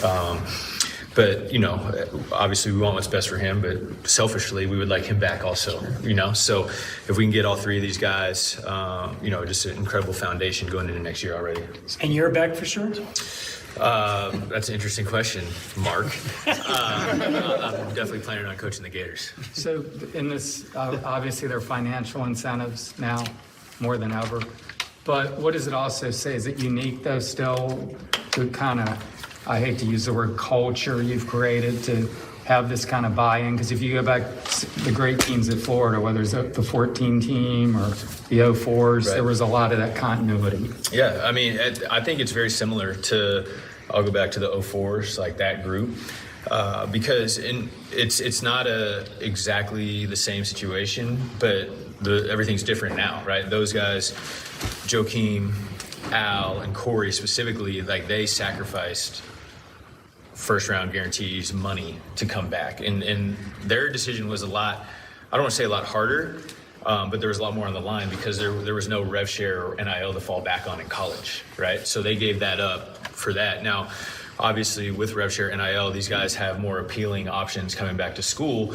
And I think it's a combination of the environment and the culture that we've created here. These guys are unique. They really enjoy the student athlete experience. They got here, underrated freshmen and have seen themselves and their stock improve incrementally each year. And, it's just awesome that we can provide an experience at Florida where guys feel good about turning down first round guarantees to come back and play here. I think that's really unique, but it's not one specific thing. Alex and Tommy have an incredibly tight relationship. Like they've been very close for 4 years. That definitely played a part in it. The fact that we retained our staff played a part in it. And again, just the rev share NIL components is definitely an important piece nowadays. And, we feel like we've got really good support from our boosters, our donors, our admin to make sure that we can provide a complete experience for our guys, which is, I think, a big reason why we've been able to retain our players the way we have. You said the Iowa loss. You pointed that out. What do you what was the likelihood of Tommy coming back before that? And seeing how he emotionally was after that loss? Well, I think you can kind of just pull from what you've seen. Like we hadn't talked about him coming back before that, so we were all kind of on the same page that, this was probably going to be his last rip. Mm-hmm. I didn't think it was fair to him or fair to us to be worrying about that, as we were trying to win games. Like it's something that takes a lot of brain power and space to think about. So it was not discussed. I think that's why it took a little bit to kind of sort through and kind of lay everything out, and for him to make a really quality, thoughtful decision in regards to his future. But if we would have made a deep run, we probably wouldn't have as good of a chance of getting him back. I think that's reality, that's human nature, and I think that kind of pours into his competitiveness and the legacy that he wants to leave here at Florida.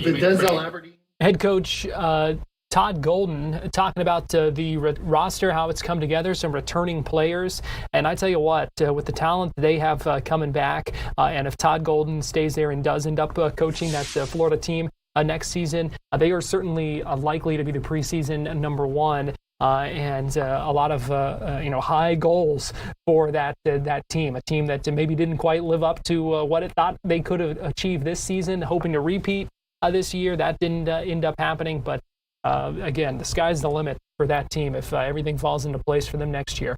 Well, we are out of time here on Florida Live, but I want to let you know our live streaming news coverage continues after this break on Fox Local, YouTube, and on Facebook. If you're watching us on Fox 35 TV, we appreciate you joining us, and we will see you next time.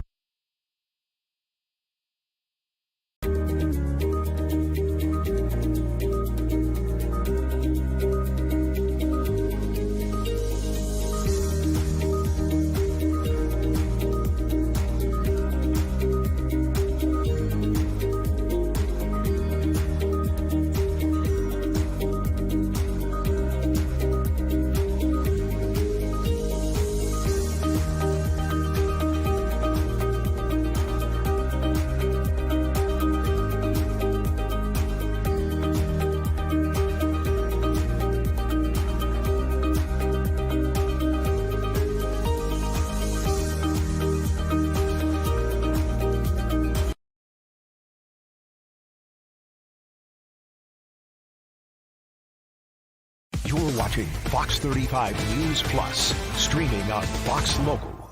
Welcome back into Fox 35 News Plus. Garrett Weimer here, and thanks for joining us on this Wednesday afternoon. It's 3 o'clock now. Thanks for joining us on our digital platforms, Fox Local, YouTube, and on Facebook. I want to go ahead and check in here. Well, let's see what is happening. I was going to listen in on some of the opening statements continuing in the trial of the Julio Fulio murder suspects. It looks like they may be taking a recess or a break right now that literally just began. I think the jurors are filing out of the room right now, so we will have to check on that again coming up in just a little bit.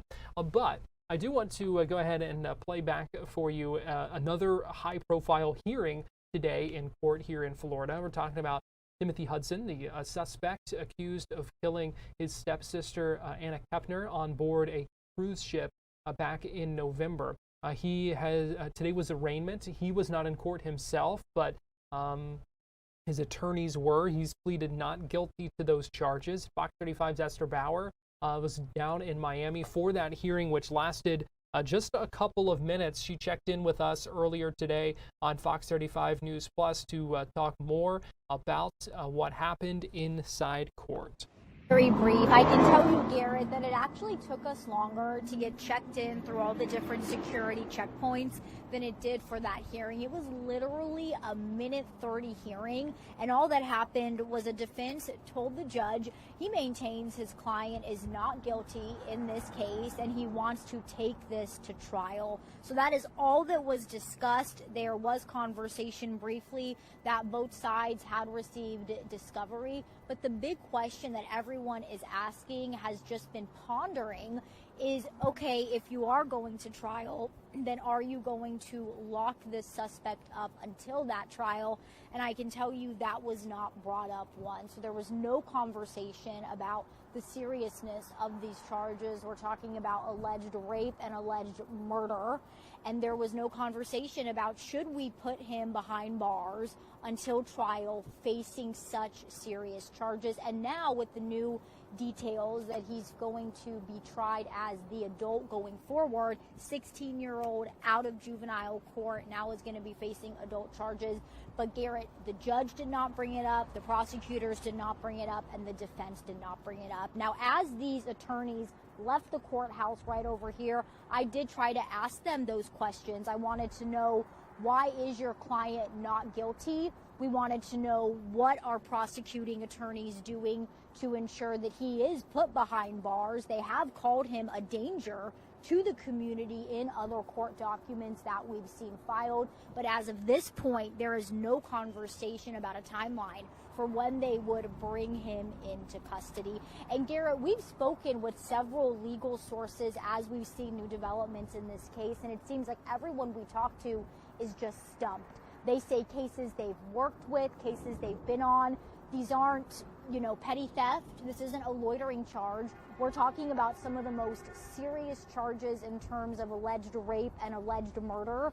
And for the suspect to just be kind of walking free, staying with a family member with a GPS tracker on, it has stumped every single legal source that I have spoken to. But going forward, it looks like this cruise ship case will be going to trial.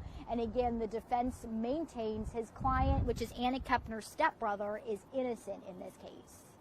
And Esther, talking about the, him staying out right now, what has been the argument made in previous hearings as to why, the defense, thinks that that should be the case? How have they been able to do this, to kind of make that point?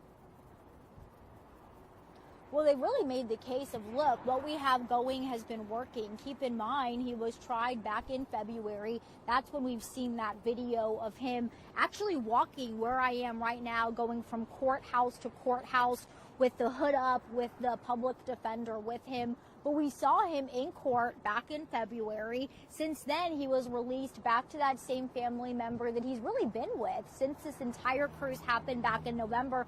So the best argument is what has already been happening for the last several months has worked, and it will continue working going forward. So they're saying the plan in place is fine, and he should be allowed to stay with his family member, stay under close supervision. But what the defense argues is that what has already been going on for several months is working just fine, and there's no reason to lock him up, put him behind bars. So in court today, just kind of paint the picture for us. He was not there, correct? It was just the attorneys, the judge. Correct. They waived him being there, so he was not present. We had the attorneys, the judge. It was a pretty small courtroom, and this was the first case that was heard. There was other cases that were going to be heard later in the day for that judge, but this was the absolute first case that was heard. And like I said, this was really wrapped up in max a minute 30. There was no conversation. We didn't get any kind of new dates as to when we could see possibly some kind of bond hearing or the prosecutors making a bolder claim to really demand a judge to put the suspect behind bars.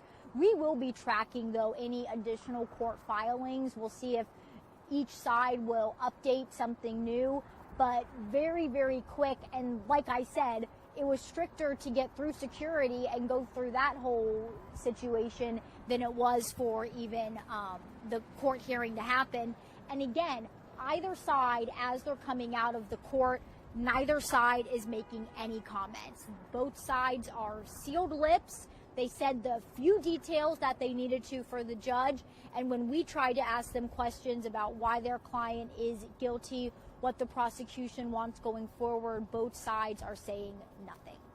Well, for those who don't know, in federal court, you're not allowed to have cameras. You're not allowed to have devices. That's why we're not showing any images or anything like that right now. And Esther, you talked about the few details that came out, the kind of everyone remaining tight-lipped, and that's just really how this case has been from the very beginning. From the very beginning. I mean, we have gotten many of our details just about the fact that they were investigating Anna Kepner's stepbrother from a divorce filing in Brevard County, completely unrelated to what happened on that cruise. We spent months.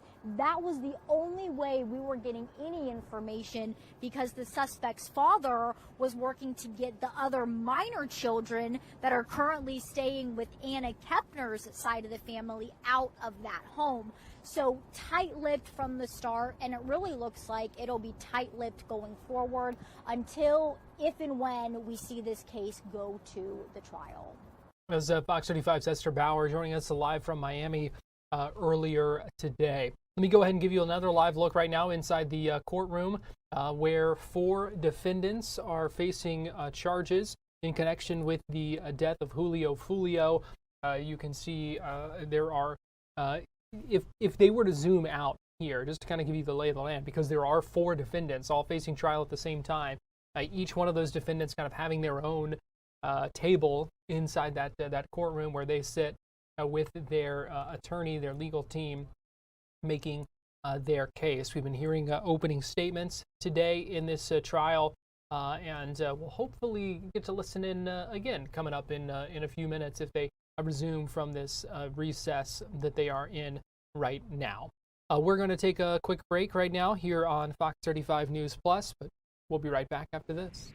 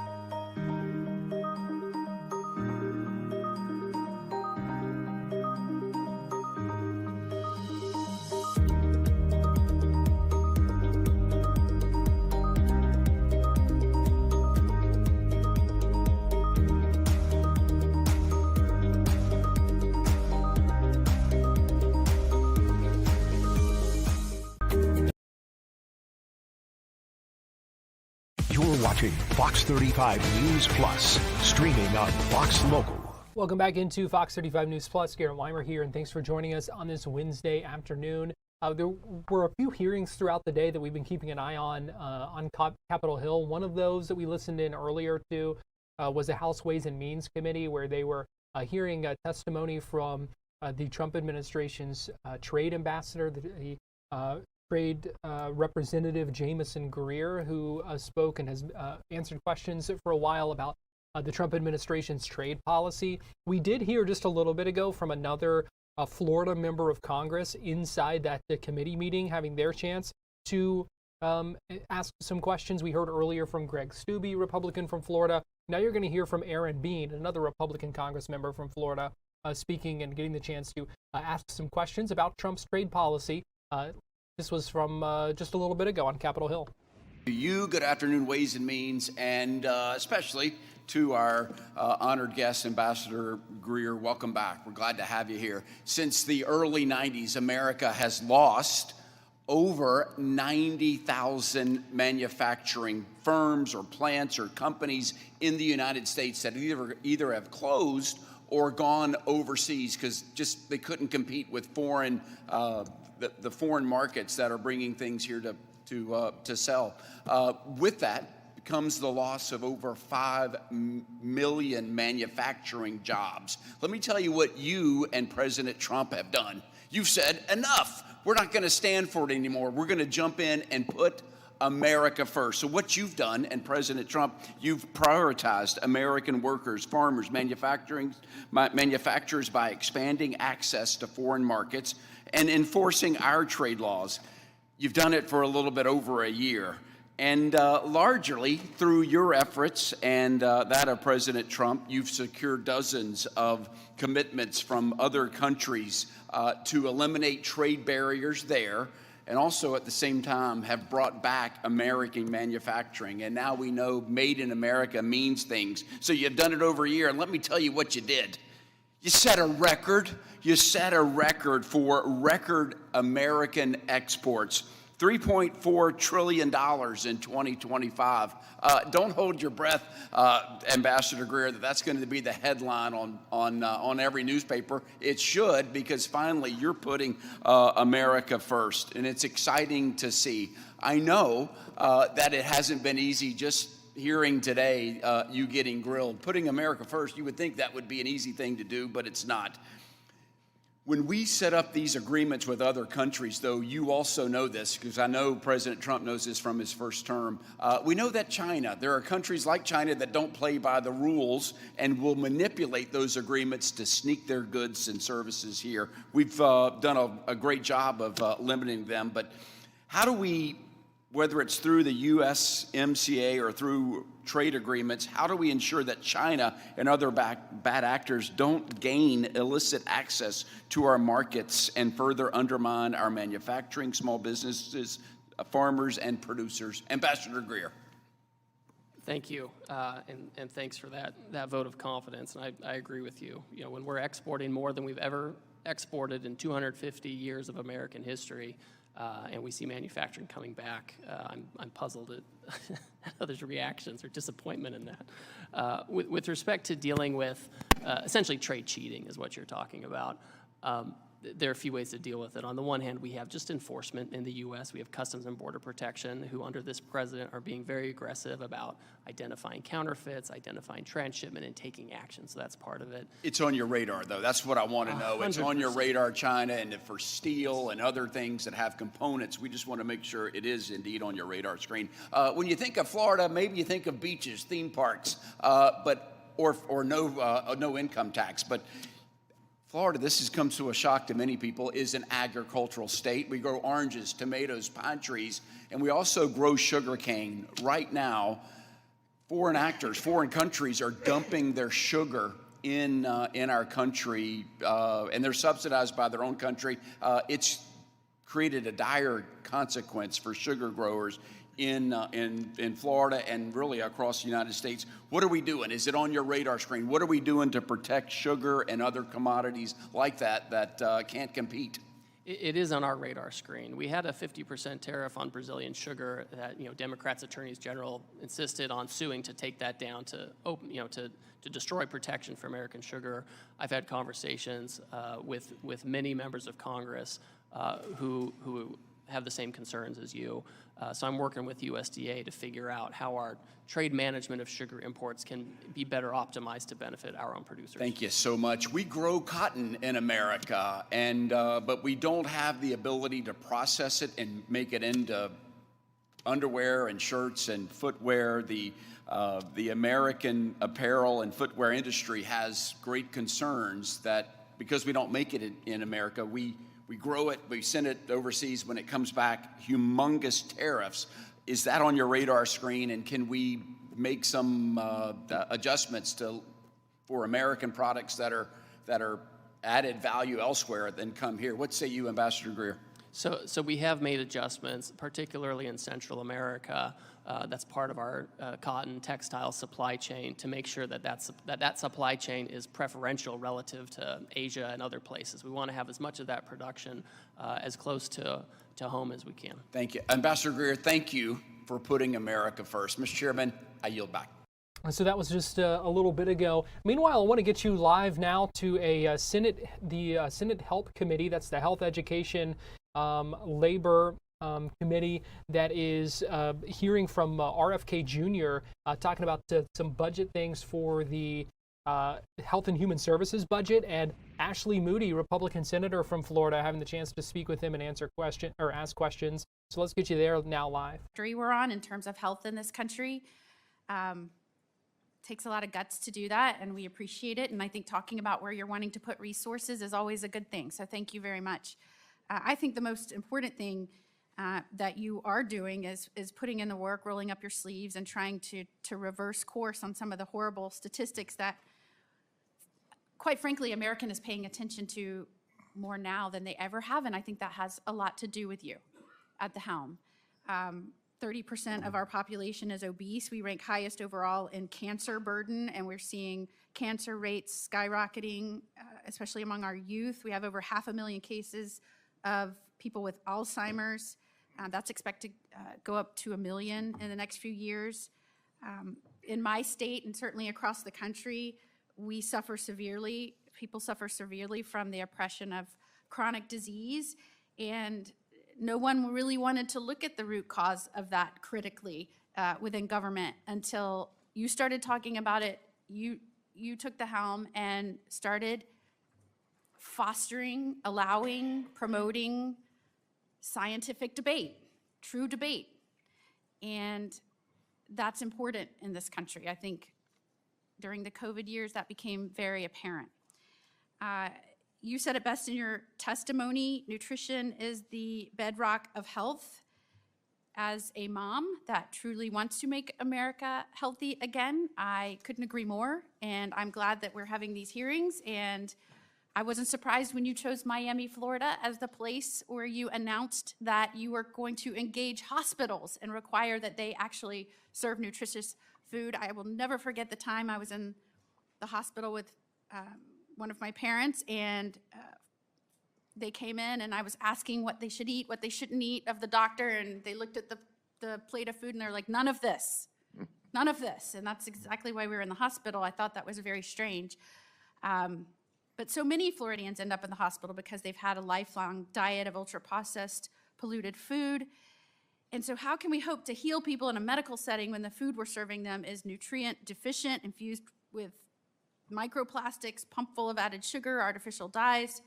We know that so much of this can contribute to weakening the immune system, can contribute to cancer. So many of our schools aren't even serving food that meets the highest standards, certainly what you would call, I guess, the MAHA standards. Anywhere between 30 and 60% of a child's nutrition comes from school meals, so we have to address that. We all want our children eating healthy, nutritious meals, and certainly for their long-term lifetime health, that's going to be important. Prior to your swearing in, the overwhelming majority of medical students received no nutrition education. None. That's insane. That is insane when you're looking at this chronic disease and the rates that we're facing. Less than 1% of lecture hours in medical schools were dedicated to this fundamental part of health.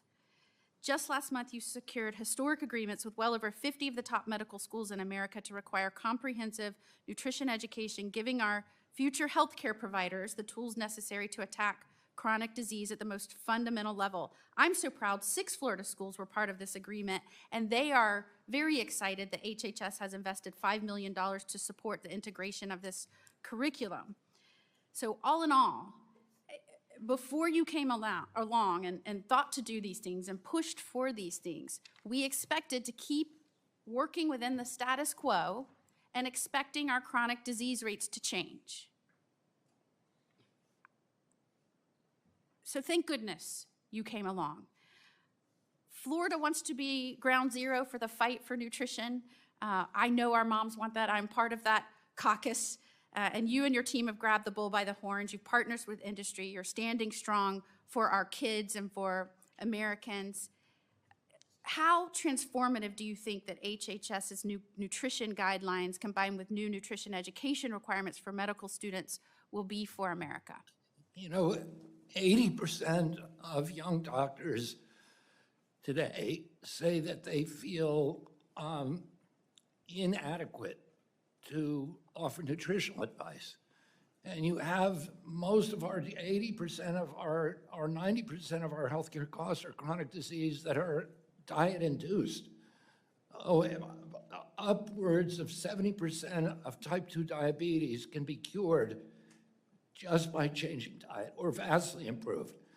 And a doctor should know that there's other things other than the pharmacopoeia to turn to. You can have dietary changes and lifestyle changes that save your life without getting addicted to a lifetime of pharmaceutical interventions. I see that I have blown past my time, so thank you very much, Secretary. The information of senators will take a short break at 3:30. At that point, I'll ask our guests in the audience to remain seated until the Secretary steps out, but that'll be at the bottom of the hour. And with that, Senator Murray. Well, thank you very much, Mr. Chairman and Secretary Kennedy. That hearing continuing right now on Capitol Hill. Let me give you a live look at the White House, where We're expecting to hear from White House Press Secretary Caroline Leavitt. You see her there, just wrapped up an interview on Fox News with Martha McCallum, and is expected to gaggle with reporters there on the driveway. They are gathered there, and so we are expecting her to speak any minute now. We'll go ahead and leave this up for a second because I'm not sure if she's walking straight there to answer questions, or if she may be doing something else before she does get there. But she just wrapped up an interview again on Fox. There are a number of reporters there. There was no White House press briefing today inside the briefing room, but she is expected to answer some questions here as the reporters are gathered for this gaggle. It does look like she's walking up right now, so let's go ahead and listen in. Hi, Caroline. Caroline, could you tell us how the president is willing to extend the ceasefire in order to reach a deal? Does he believe that a deal can be struck while the U.S. blockade is still in place? Great questions, and I will answer them. Let's level set on where we are. As you all saw yesterday, President Trump announced an extension of the ceasefire. He's maintaining and generously offering a bit of flexibility to a regime who has been completely tarnished because of Operation Epic Fury.